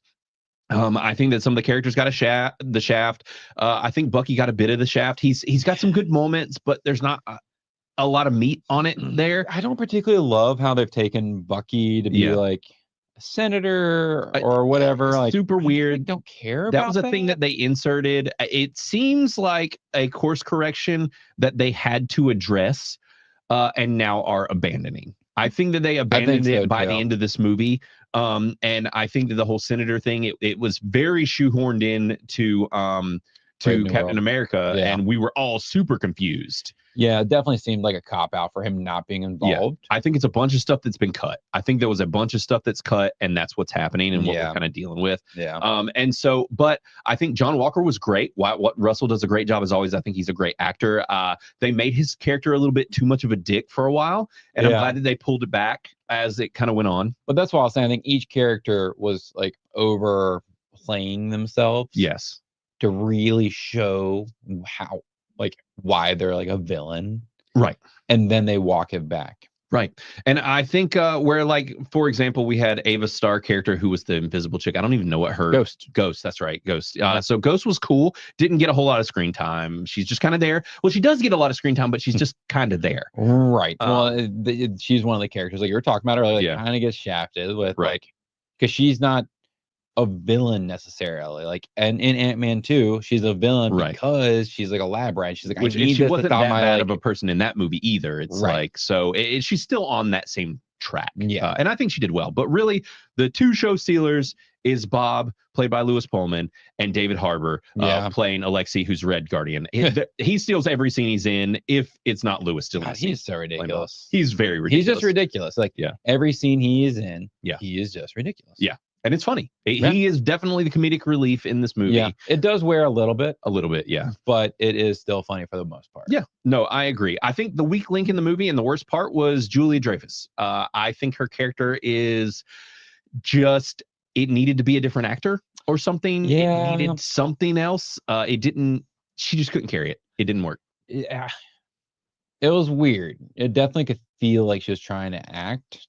Right. And I don't know if that's because she's like, because she was on the show Veep, right? For a long time. Oh, yeah. And this felt like maybe a continuation of that character. Right. It where she was like, I'm trying to act like a politician. Yeah, that's doing politician-y things. Yeah. Yeah, because she's who assembled them. And this whole movie really revolves around, just in a nutshell, because we haven't said a lot about the plot. It's basically that she is trying to cover up all of the shenanigans that she's been doing with these like rogue superheroes, making them do like basically just crime around the world, essentially, right, and cover up things. And she's been running tests and trying to create a superhuman. Yeah. And see, what we needed was actually a show where like it was about her and right, like, doing all this stuff. Because she's brought up in like 2 other things, but they're the shows. So it's like, if you didn't watch that, you're like, who is she? Yeah, right. She just kept being like little teasers, and we're like, what's her deal? She's assembling these people. Right. And so this is what it was about, but this almost did need a show of some sort, even if it was just like a mini series of like 4 or 5 episodes before this. It could have been cool and well done, but I just wasn't crazy about her character. I don't know that her casting was great, but it's basically she assembles them and then essentially turns them against one another, is the best thing to say. And this is just them trying to survive and or then actually be heroes. Yeah, without saying too much. There's because you're really tiptoeing around spoiler territory at that point. But I think there are going to be a lot of people that are going to be hard on this simply because they're already mad at the MCU, don't like it. There are going to be people that didn't get what they expected, being that it is more of this kind of art housey take on a superhero movie. Yeah. And we actually have, was it good, Bob here in the chat, and it sounds like so.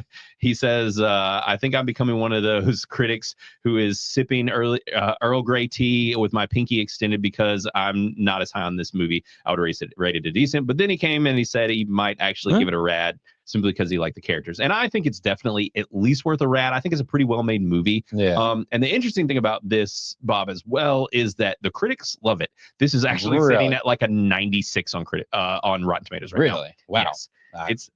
It is astronomically high on Rotten Tomatoes. So that was one of the things that had me surprised. And I think general audiences, by and large, are going to love this. We had people cheering in the theater when Bucky showed up in actual Winter Soldier form. Like everybody kind of went nuts and clapped. And, there were just, like I said, there were some really cool moments in this that had people excited. I think I got the vibe that the theater was a bit split as far as reception, even just with chatter. Yeah, you could just kind of feel it. Yeah. Like the guy next to me clapped. Right. But not everyone did. Weird. You kind of have certain vibes, but that's the thing, is the tone of this movie is very different, and there are going to be people that are going to come in expecting one kind of a tone and get this emotional, heartfelt thing where like you're not expecting it to be a tearjerker, a more serious movie. So I think that it's going to have an interesting vibe between where people sit on this movie. Yeah. So I think that that's pretty much it for our spoiler-free stuff without spoiling it too much. I guess on that note, I would say that I recommend seeing this. If you've turned on Marvel, just go in knowing what to expect. Like, yeah, I mean, you may still not like it if you're just tired of Marvel and stuff, but this felt like a superhero movie. But yeah, it did. And that's the thing. It doesn't not feel like a superhero movie. And even us talking about the emotional stuff, the mental health stuff, all of that, it doesn't... it doesn't become too much of that. There is still enough action, like Matt mentioned. Like the action is actually pretty good. There's some bad parts, like with some of the CG with Black Widow, but like all in all, I thought there was some cool action and some really other things. So they didn't just like say, here's the story, we're gonna layer on here like mental health stuff. Right. It's woven into the story. So it's actually relevant to the story. Because that's another thing they easily could have done, just been like, oh, hey, mental health stuff. Right. But they didn't. It's actually relevant to Bob. Yeah. So, and like, that's actually the character. Like, that's not them just making this up. Right. Just for shits and giggles to drive a movie point forward. Right. This is the character that's already existing. So that to me was important. with my debate on how I felt about it. Right. So agree. No. Just as someone, without spoiling who Bob is and what's going on with that character, for comic book fan type people, it was mostly comic accurate. I actually have quite a few comics involving this character at home that I'd like to go back to. Yeah. And also for everybody that was really mad about what they did to and with Taskmaster, it felt like Marvel answered all of your yeah, I figured we were going to talk about that. Yeah, I don't want to get into spoilers, but they spoke to all of the people who had beef with that character. Yeah. And we'll see what happens with Taskmaster going forward. But the version of Taskmaster that we got, no one was a fan of. That was a fan of the comics. I'll just put it that way. Yeah. And so there's that. But yeah. So guys, I think we're going to move into spoilers if you don't want things ruined, and we're going to keep moving. But as Dark Force said, he loves Bob. I love Bob too. Just everyone know Bob is great. He's the hero of this film. In Deadpool, isn't that guy named Bob too? Oh, that's a good maybe. Yeah, the guy that with the mustache. Yeah, I think so. That is the most important right Deadpool character. Yeah, right. Yeah, I think so. I can't completely remember what that dude's deal was. I've kind of cooled on all the Deadpool stuff lately. This is why you don't pay attention to things outside of movies. Yeah, it doesn't ruin characters. True. Well, and I will say I've cooled a lot on the last with Deadpool and Wolverine as well. As the time has gone by, I've cooled more and more on it, just because it was just such a nostalgia bait thing. Sure. Like there was not a lot to it. It was just kind of and I've been a huge proponent of let's get rid of Hugh Jackman as Wolverine for the past a gajillion years. So that's another thing too. So but yeah, this is and if you want to know, this does connect to the greater MCU and actually does the most for the MCU that any film up till now from this new phase has done to date.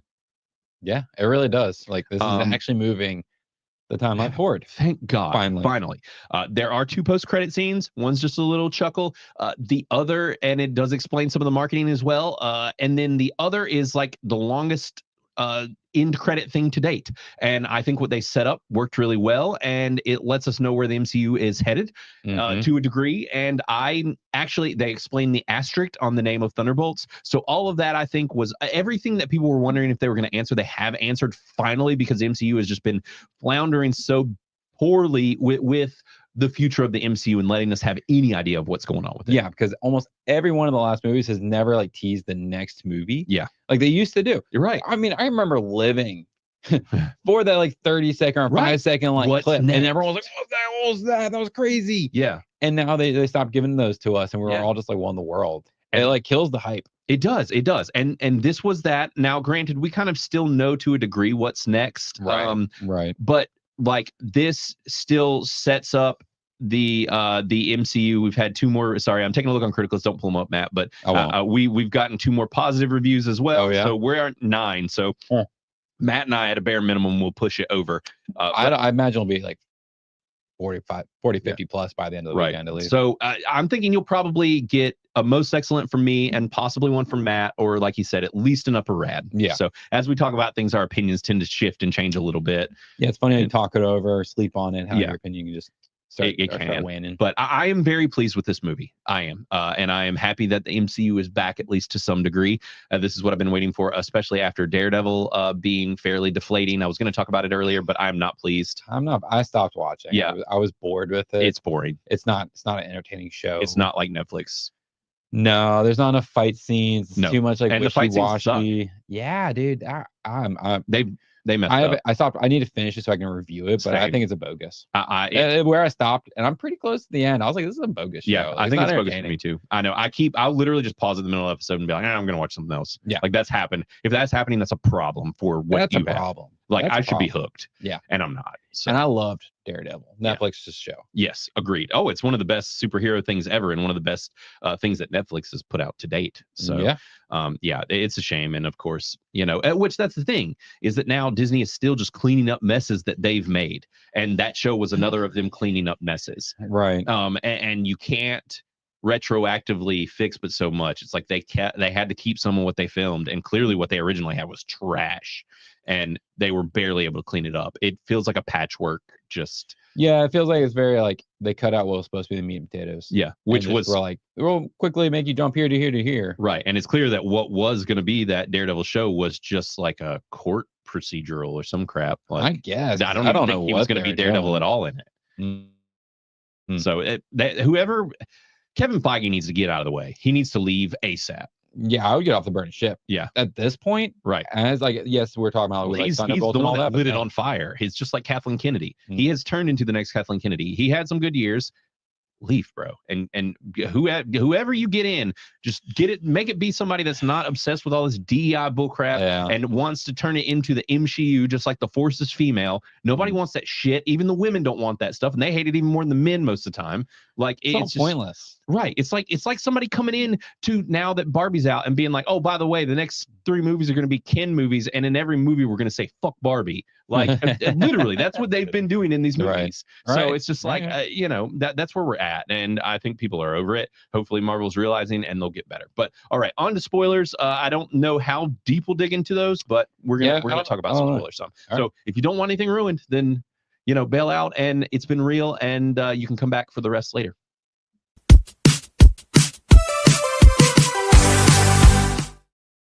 But all right, so big spoiler. The number one that we've been avoiding like the plague is that Bob is Sentry. Right. Did you know anything about Sentry beforehand? Yes and no. The only thing I knew about Sentry was thanks to that Marvel Snap game. Oh, yeah. Because I knew he's very powerful, omnipotent being, but I know he has a huge downfall, and it's the Void. Yep. And then I think I remember researching World War Hulk. Okay. And the discussion had come up like, oh, well, who could stop the Hulk? And I was like, oh, the Sentry could. Right. And I own all of If he's World War on a Hulk, good day. Yeah, exactly. Because if he's on a bad day, he's useless. Yes. Because his emotions run so strong that he's either the most powerful being or he's bread and milk. Yep. Like a week. Nothingness. So that was my extent of knowledge of him. And I didn't actually know going into this movie that Bob was Sentry. Right. I had no idea. Okay. So I was just like, oh, I do know a little bit about this as it was unfolding. Right. And I totally forgot about it, actually, but Ramasaurus put it in the chat. He said he's glad that it was him instead of Steven Yeun, and I absolutely agree. Now, granted, I like Steven Yeun. I think he's a good actor, but Pullman did a phenomenal job in this. Like, I can't imagine anyone else in this role. He was excellent. Right. The only other person that popped into my mind was Glenn Powell. Right. But I think it's because they look similar, and Glenn Powell in Hitman kind of plays this kind of a character. But I think that he's almost still like too handsome, buff, whatever. Like, this guy rides that line well, where he can like literally just between like changing his expressions and how he carries himself, like be this more handsome, whatever. And he does go through that transformation when his emotions are kind of fluctuating, where he's either depressed or he's happy, and it works really well. And we get the freaking Sentry costume. I didn't think we were gonna get it. Yeah, and it looks so good. Because I didn't know, like going into this, they've held very close who the villain is. Right. Which is obviously Valentina, because she is Hydra. Right. Which they've done away with Hydra forever, I guess, in Marvel, for whatever reason, even though that's the most ongoing villainous group. But she is part of Hydra. Is she though? She is. I know that in the comics and stuff she is. Is she in the MCU now? Like, because they've done away with it. Right. But like the second she was introduced, I Googled her because I didn't know who she was at all. Right. And they were like, oh, she's a member of Hydra. And I was like, oh, sick. We're going to get back into Hydra. Right. We're going to get grounded. Mm-hmm. I mean, this movie is not, and that's not how the MCU went at all. Mm-hmm. But I guess she's the villain and Sentry is her like guard dog. Yeah. But then that didn't happen because of his emotions. Right. And he's the semi-villain, because that's the thing is like he's the antagonist in a sense of the film, but at the same time, like it's an unwilling antagonist. He's not intentionally being the villain, like, and that is it's what makes this interesting. And I like that this movie doesn't have a big bad. Right. Like there's not a blue beam coming from the sky. There's not a, some creature from outer space. It's just this guy who's struggling.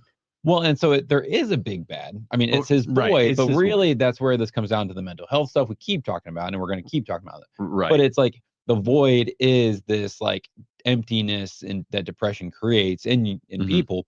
And so that is the big bad. And that's why like they have to go in and fight it and or like break him out and like realize that this is how you treat depression, things like that, is with community. Right. Because we're all communal people. Like that's just how society is. Right. And so I mentioned there being a review in Criticless that was kind of downplaying the importance of a scene and parts in it. And it's just basically that someone that didn't like it, what they kind of cracked at the movie was they were like, oh, and the way that they end the big bad is by a group hug. And it's like, yeah, but like that's really downplaying it. That moment was really good. Like if you like this movie, that moment was good and it was handled well and it meant something. Like I that kind of put me in the feels. Like I was like, he needed this. Like this is a person that's been through so much. And the thing is he was surrounded by all these other people that have also been through so much. Right. Which they had been building up to. This was one of those movies where they built up to it. Like each person had been talking about their traumas and things like that, because they were having like a pissing contest earlier on, being like, how fucked up, who's the more fucked up person, and each person, and they brought it up a couple times, being like, oh well, you think that's bad, well mine's worse, and it like worked because they were just riffing on each other. And so all these like early jokes about like suppressing emotions and things like that come back at the end being like, no, that's not how you should do it, because this, when you suppress your emotions, they'll eventually bubble up. And this is why we have people that get super angry and like fly off the handles, because they're probably suppressing their emotions and shit like that. Exactly. So I think this is what this movie's saying. And so maybe this person, whoever it is, Planet X probably, is just one of those, maybe he's just suppressing stuff. Right. I don't know. Yeah. You okay, bro? Right. Yeah. It's, I think it's really cool. I think it was a bold move for the MCU that actually played off well versus some of the others that we've seen that just haven't. And this is how also where you can do your kind of artsy art house concept and still blend in plenty of action, still blend in the comedy, still blend in the fun, like all of that. They do find a good balance here. It's not perfect, but it's pretty solid. I think it's like when I think about my complaints about this movie, we've kind of already mentioned them and they're not huge really. It's really just like the few little bits of CGI that weren't great, like a couple of lines that weren't that great or jokes that didn't quite land, and then Louis-Dreyfus just not being great. Yeah. I mean, she was fine. And then I was like, okay, I was waiting for her to like her character to crack. Right. You know what I mean? Like, I was waiting for her. She was weirdly kind of bubbly. The whole time, even when things were going wrong, she was still kind of bubbly, and I was just waiting for her to actually like crack at least a little bit to like show that she's truly like a bad person. And I think this is the problem. One of the problems that we have nowadays is there can't be a villain anymore. Right. And this movie handled it well, except that she should have been more villainous. Yes, she should have been. It should have cracked. She should have snapped or something. Right. And just been like, do what I say because I told you to, or something like that. Like, and they didn't do that. She kept being like, "Oh, it's fine. I'm just gonna like kill you real quick with my thing on my back." Yeah, and like, they just played her very lightly. Right. I wasn't a fan of it. Now her assistant, I really did like, and she's a new addition. The character was Mel. You weren't crazy about her? I wasn't crazy about her. Part of that might be. Felt really weird. Okay. Like everyone else felt like they belonged. Okay. And then she felt like she didn't belong in this movie. And I don't know what it is. I don't know if it was the actress or what, but I think she was maybe a little too young.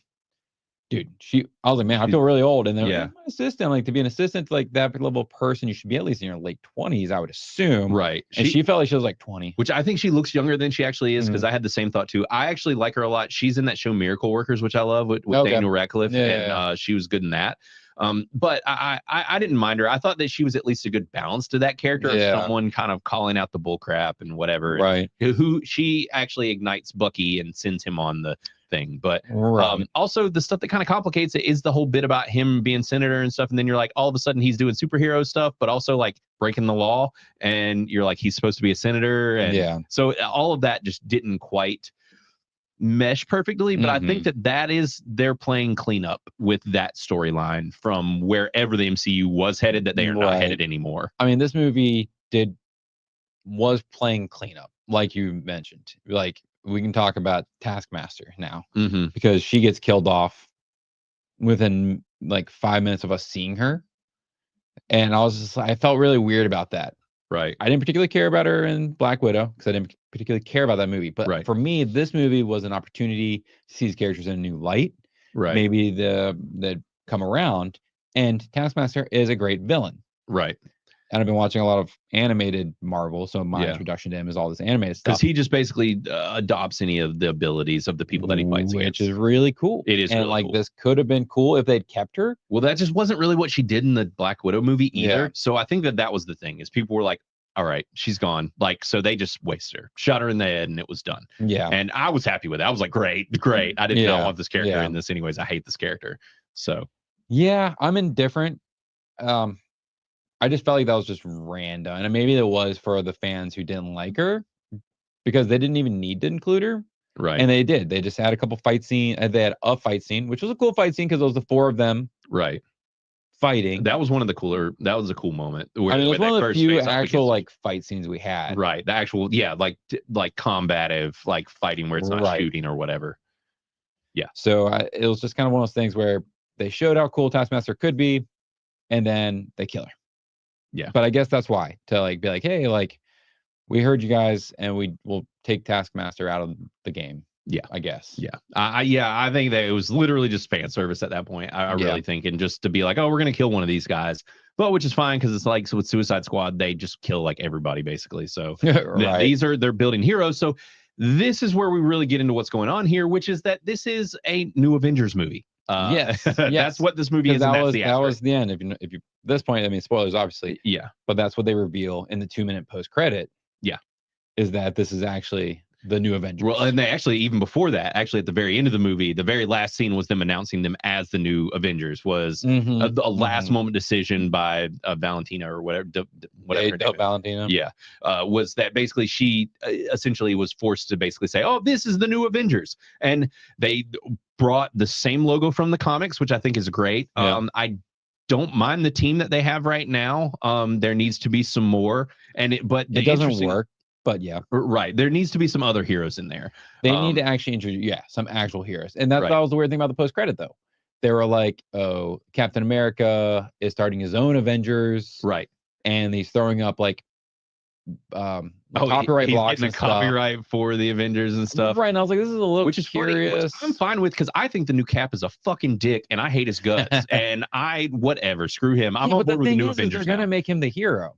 Maybe he's Captain America. Like, right. Yeah, maybe. So they're gonna make him out to be the good guy. Right. I'm assuming in the next movie. I just assume the next movie, which I don't know what it is, besides the Fantastic Four after that one. Yeah. I'm just assuming they'll have to come. Doomsday, they'll like fight together and Right. realize they have to like join forces. Probably. And that's the thing. So with the comics is there's always a new Avengers comic and an Avengers comic most of the time. I have both. I collected both. Like they do happen in tandem. Yeah. And it's typically different teams. People pop in and out. Sometimes Spider-Man is in the new Avengers and he's not in the Avengers. Like there's all of that. And it's not always that they're like an anti-hero team either, really. Right. Like it's just depends on who gets kind of pulled into that group. And sometimes it's even like an East Coast, West Coast situation.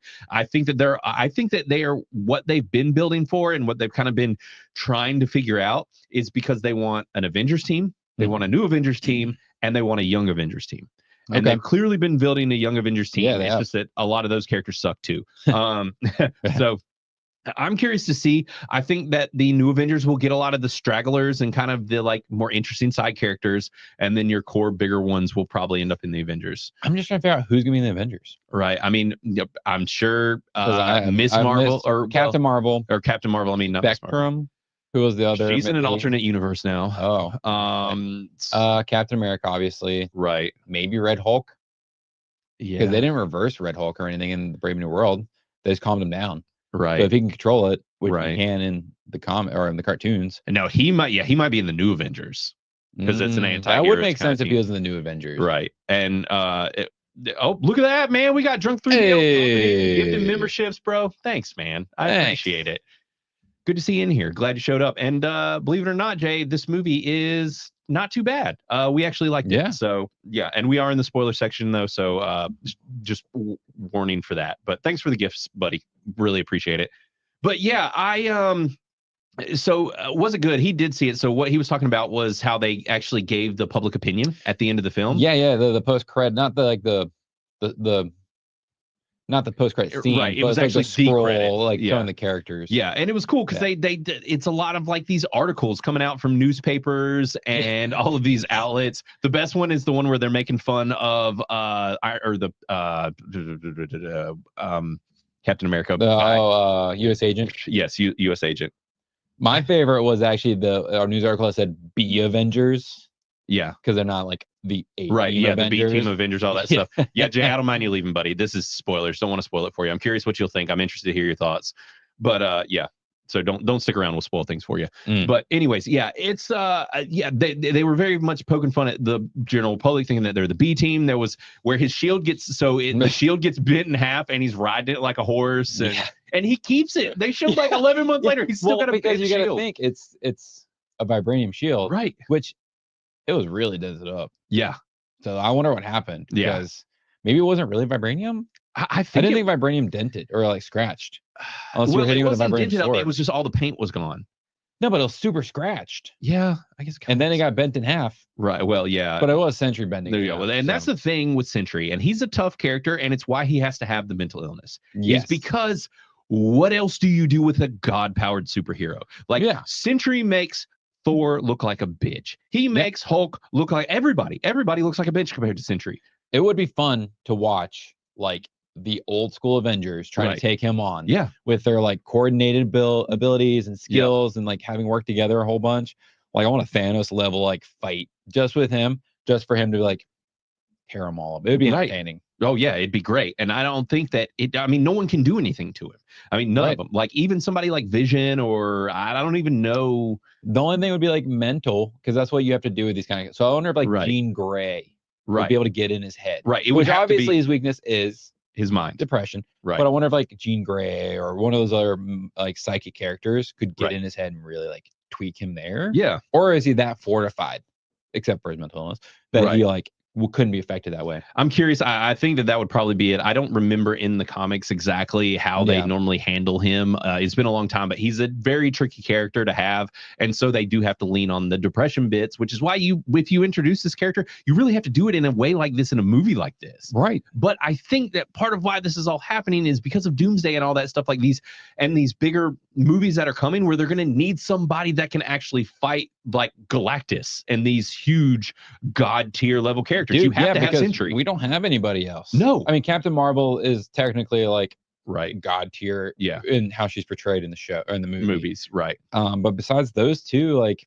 they're it. I mean, Hulk's still around somewhere, and She-Hulk and Scar, which were all introduced. Right. He was introduced. And even still, they can't do much to Sentry. Like, I mean, he can alter matter and reality, and he can fly. He could do everything. So and we don't have anybody else like that. No, he's the only Superman-esque character outside of Captain Marvel who's OP, which is why they keep having to keep her off planet. Right. So anyways, but yeah, I think that all this was handled well. I think this is a really solid movie. I do not think that the critics were wrong this time. I mean, granted, Rotten Tomatoes is maybe a little high, but as we know, the reason that it's a little high is because if you like it, it gets a thumbs up. If you don't, it gets a thumbs down, and that's just factored in. And then, blah, here comes a Rotten Tomatoes score that is very unbalanced. Right. So, yeah, but with ours, that's why it works the way it does, where all of our scores are weighed the same, rated the same. They're all on the same scale as our major scale, and it all just comes out that way. So, yeah, the Eternals too. Yeah, and I think that they've totally abandoned the Eternals. I don't. They've abandoned the shit out of the Eternals. Thankfully,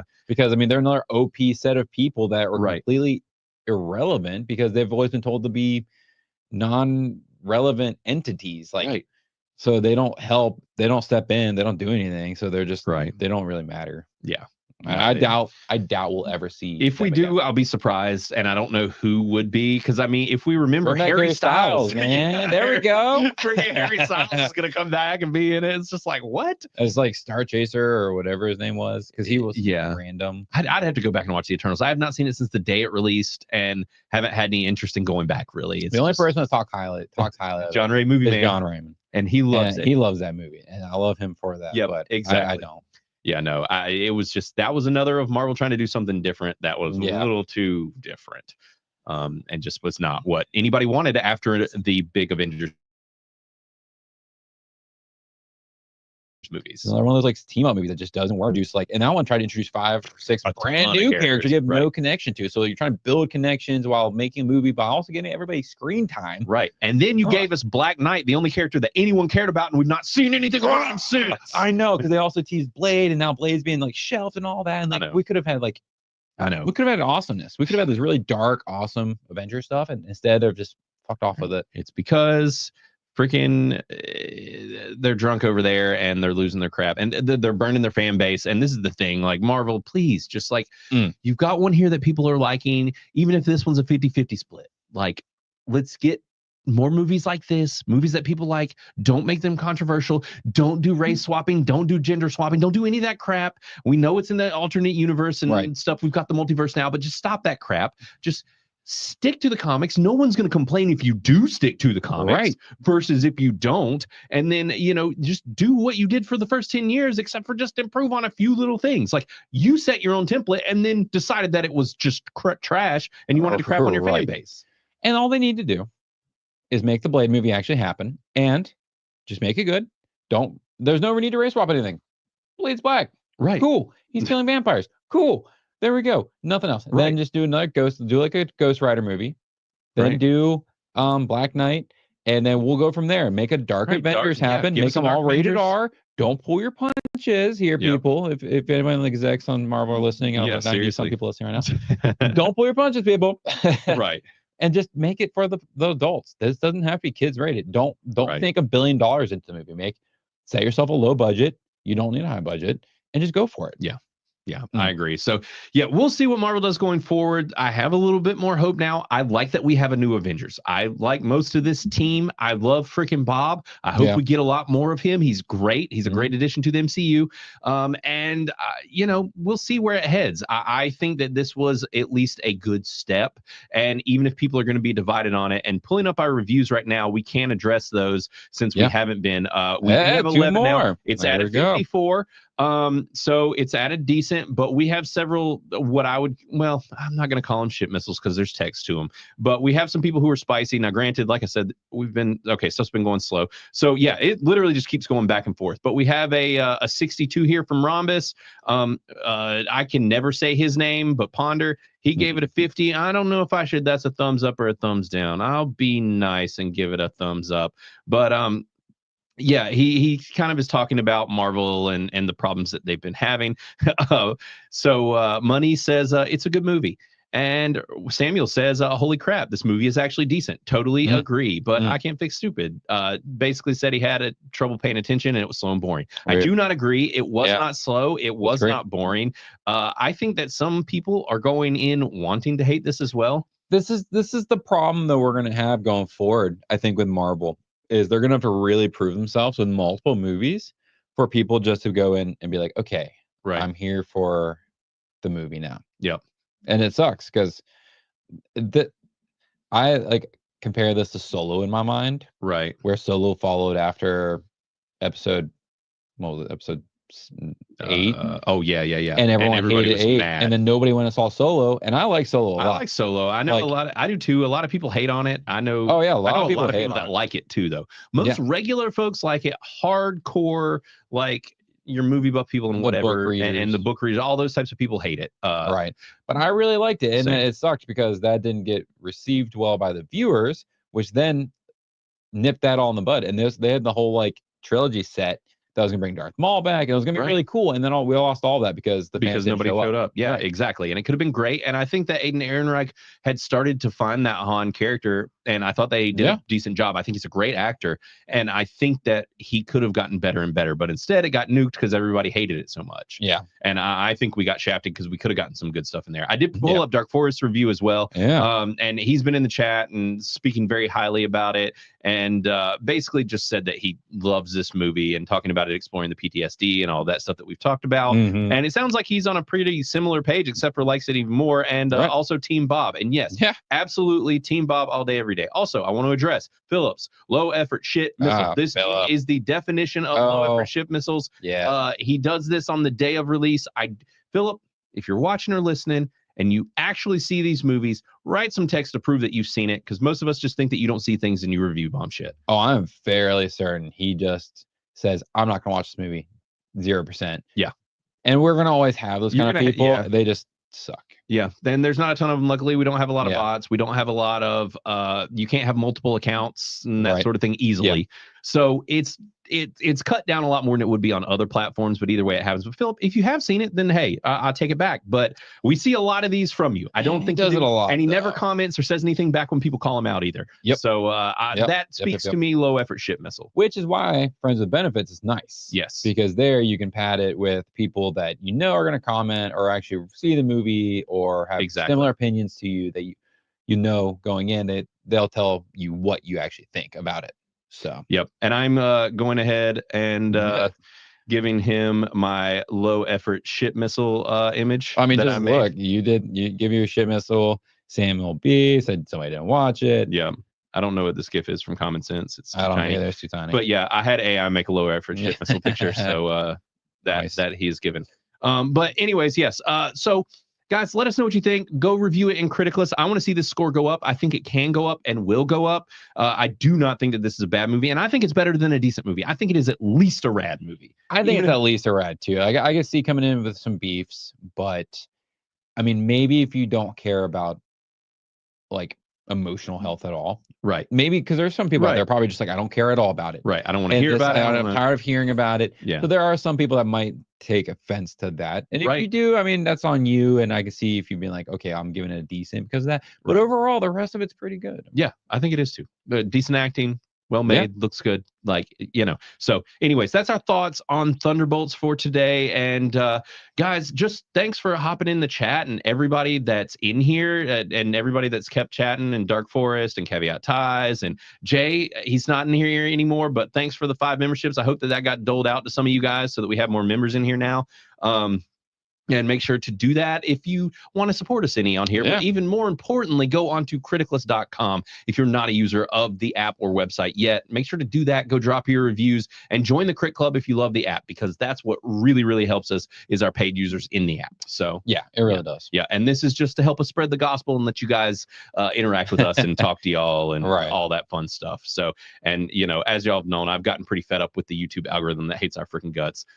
So yeah, it won't let us push past no their barriers, whatever their barriers are. Exactly. And so, you know, until they decide to get over that, it is what it is. But yeah, guys, so this has been great. I'm happy to enjoy this movie and have had a good time, and that we both liked it. I think Chris would have liked it a lot actually as well. I kind of hate he didn't see it. I think he would have liked it. Yeah. I think I don't know if he would have been as hot as we were on it. I think it would have been at least a rad. I think it probably would have been a low rad for him. Maybe overall, if he was here, I could even see him going higher just simply due to the subject matter. He really resonates with this type of stuff.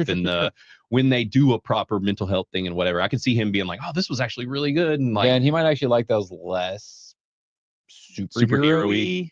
Yeah, I agree. So yeah, I think so. But there were some excellent superhero moments too, surprisingly, with Red Guardian. Yeah, well, because he's one of the few, because he's a super soldier, right? And he wants to be a hero. Right. And I appreciate, because that's what we do kind of miss, is those superhero moments, right, that make these movies, like, makes you want to cheer for these people. Right. And like when the debris was falling and it showed them being heroes for the first, I think that's when I teared up. Yeah. Because I was like, yes, finally, like they're helping the people. Right. And so it was nice seeing those kind of moments and them coming together kind of as a team, at least. Yeah. So. I think that they did that well. And I like how they navigated the name, because I think the original Thunderbolts name was due to Thunderbolt Ross, because that was his nickname, and he had nothing to do with this, and none of these characters really do either. So I was wondering how they were going to do it, and it's just a soccer team. So anyway, Elena's, what's her name? Is it Elena? Yeah, Elena. Yeah, Elena's like 5th grade soccer team, or whatever, 5-year-old soccer team. Yep, exactly. So, but guys, this has been fun. That's your review of Thunderbolts, and we're gonna dip out of here. But thanks as always, and yes, let's do our send-off songs, since I always forget them and Matt remembers them. So Matt, what have you been listening to lately? So I found this band through TikTok. Ah, nice. They're a young punk band, punk pop. Okay. They're called The Paradox. Okay. And they're called The Paradox because it's 4 black dudes. Okay. But they sound, I've seen these guys. But they sound like a young, like Blink 182, but they're not as hard. Right. They are more poppy. And they're blowing up hard right now. Yeah. Between like TikTok and all that, like they're blowing up hard. But the song is Do Me Like That. Okay. And it's just, I don't know, I can't stop listening to it. They have 3 songs on Spotify. Nice. And I'm just like, man. And I've started following them, and I've seen their posts more. And they said that like the lead singer of Green Day reached out to them to be like their producer, and like Travis Barker showed up at their like recording session or practice session, which was just in a bedroom of like somebody's house. Wow. You like they were standing like one guy was standing on the bed to like play his guitar. And I was like, dude, this is awesome. Nice. Because they really are grassroots. Yeah. And they're kind of funny. There's like videos of them joking about like themselves and stuff. I was like, okay, cool. Like let's let go. Like I'm here for these young punk pop bands. Yeah. And they have a great sound. So I'm like, let's do it. Nice. And what was the name of the song again? Do Me Like That? So the Paradox, Do Me Like That. Yeah, Do Me Like That, the Paradox. Okay, cool. Nice. So check that out. And we got Cave Titties in here with his usual very weird classical music. So Don Giovanni, a Centaur Tesso Mi Invitasi. There you go. Yeah, I got it. First try. That was it. That's what it's called. Yeah, killed it. I did. By Mozart. So yeah, check that out. It's I'm sure it's a great one. We'll add it to our send-off song playlist, so that will be on the list. And similar to Matt, I have actually been listening to finding a lot of music lately on TikTok as well. I think I mentioned that the other week. But this time I want to recommend a song by a band called Father of Peace. Okay. Like Peace. Yeah, Peace. Okay. Father of Peace, and the song is called Enemy. Okay. And if you heard this song, you would think it was System of a Down. Really? I am not exaggerating or joking. It sounds exactly like System of a Down. Really? Like which era? Like what? Early, like OG System of a Down. Yeah. I have not seen or heard anyone try and replicate or even like capture that vibe. Yeah. They were so much their own thing. And these guys are clearly leaning into it. Like, it sounds like System of a Down. They tag System of a Down in all their posts and stuff. They're like very openly being like, that's what we're doing. This is what we're going to, because nobody else sounds like System of a Down. Right. System of a Down sounds like System of a Down, and that's it. Right. There's nobody else, like maybe except these guys. Yeah. So, and it's interesting because it's like 3 band members. It's like a dude or 2 dudes and a chick. Yeah. I think she might be on guitar or something, but yeah. And then the guy, lead singer. But this song's cool, and I can't quit listening to it. My kids love it, and now we've pivoted over to listening to System of a Down. Nice. And so it's been good stuff. But I would definitely say to check out Enemy by Father of Peace. It's great, especially if you ever like System of a Down. And yes, caveat ties. I'm sure me pronouncing these absurd names of these songs that you give us. I'm fairly certain that's why he does that. Yeah, I think it is. He just wants to like make you read these. Right, exactly. It's like what they do to Beardo. I'm just gonna start making you do it. That way I don't have to. They always make Beardo. This is why they count. This is why he does it. All right, that's true. That's true. To rag on me not being able to pronounce Latin or whatever it is. Yeah, exactly. It makes sense. I don't blame you. So, anyways, guys, it's been real. It's been fun. All that stuff. We will be back soon. As far as next week, I don't know. With it being in the thick of summertime, we tend to like to do new movies when we can. We've been wanting to mix it up some. Yeah. So everything really just depends. We're kind of pivoting around how we're reviewing and what's going on. But I think it is, let me see. So Clown in a Cornfield. Yeah, I really want to see Clown in a Cornfield. You really want to see Clown in the Cornfield? I really do. You want to make Chris sit and watch Clown in the Cornfield? I really do. I'm down. I love horror movies, and I haven't seen like a cheesy Dale and Tucker. What? Yes, it's that guy. That movie's great. Yeah, it is, and it's the same director. So that alone makes me want to see it. So, I'll be down for that because the other thing is Shadow Force. Yeah, which just looks like a action movie. There's also Friendship, the really weird indie that is super cringy and will probably make you want to crawl out of your skin, and I'm sure you'll hate. So everybody, next week we'll be here doing a Clown in a Field. Everybody, okay? Yeah. So I like summer horror movies. This is one that I would love to see in a drive-in theater. If our drive-in theater is seeing it, that would be awesome. Or if they're showing it. There's just a long drive. I know they are out there. Kind of out there. They're closer for me. They're not too bad. Yeah, I'm pretty close. But yeah, we're one of the rare groups of people actually even remotely near a drive-in at this point. So yeah, we have 2 here around Charlotte. Right. The other one's even farther. I know. I've never been to the other one. Yeah. But anyway, so that's some ideas on next week. We'll probably poll the audience, or if there's some critic hated thing y'all want us to do. I don't think Chris is back next week. Actually, I think he is. Is he? That's why he wasn't here last week. Okay. He wasn't here this week. Okay. So I think he's back early next week or something. Okay. So if he's back, maybe he'll play some part in that as well. So yeah. Anyways, all right, guys. Well, it's been fun. Later. Take it easy. Later, everybody.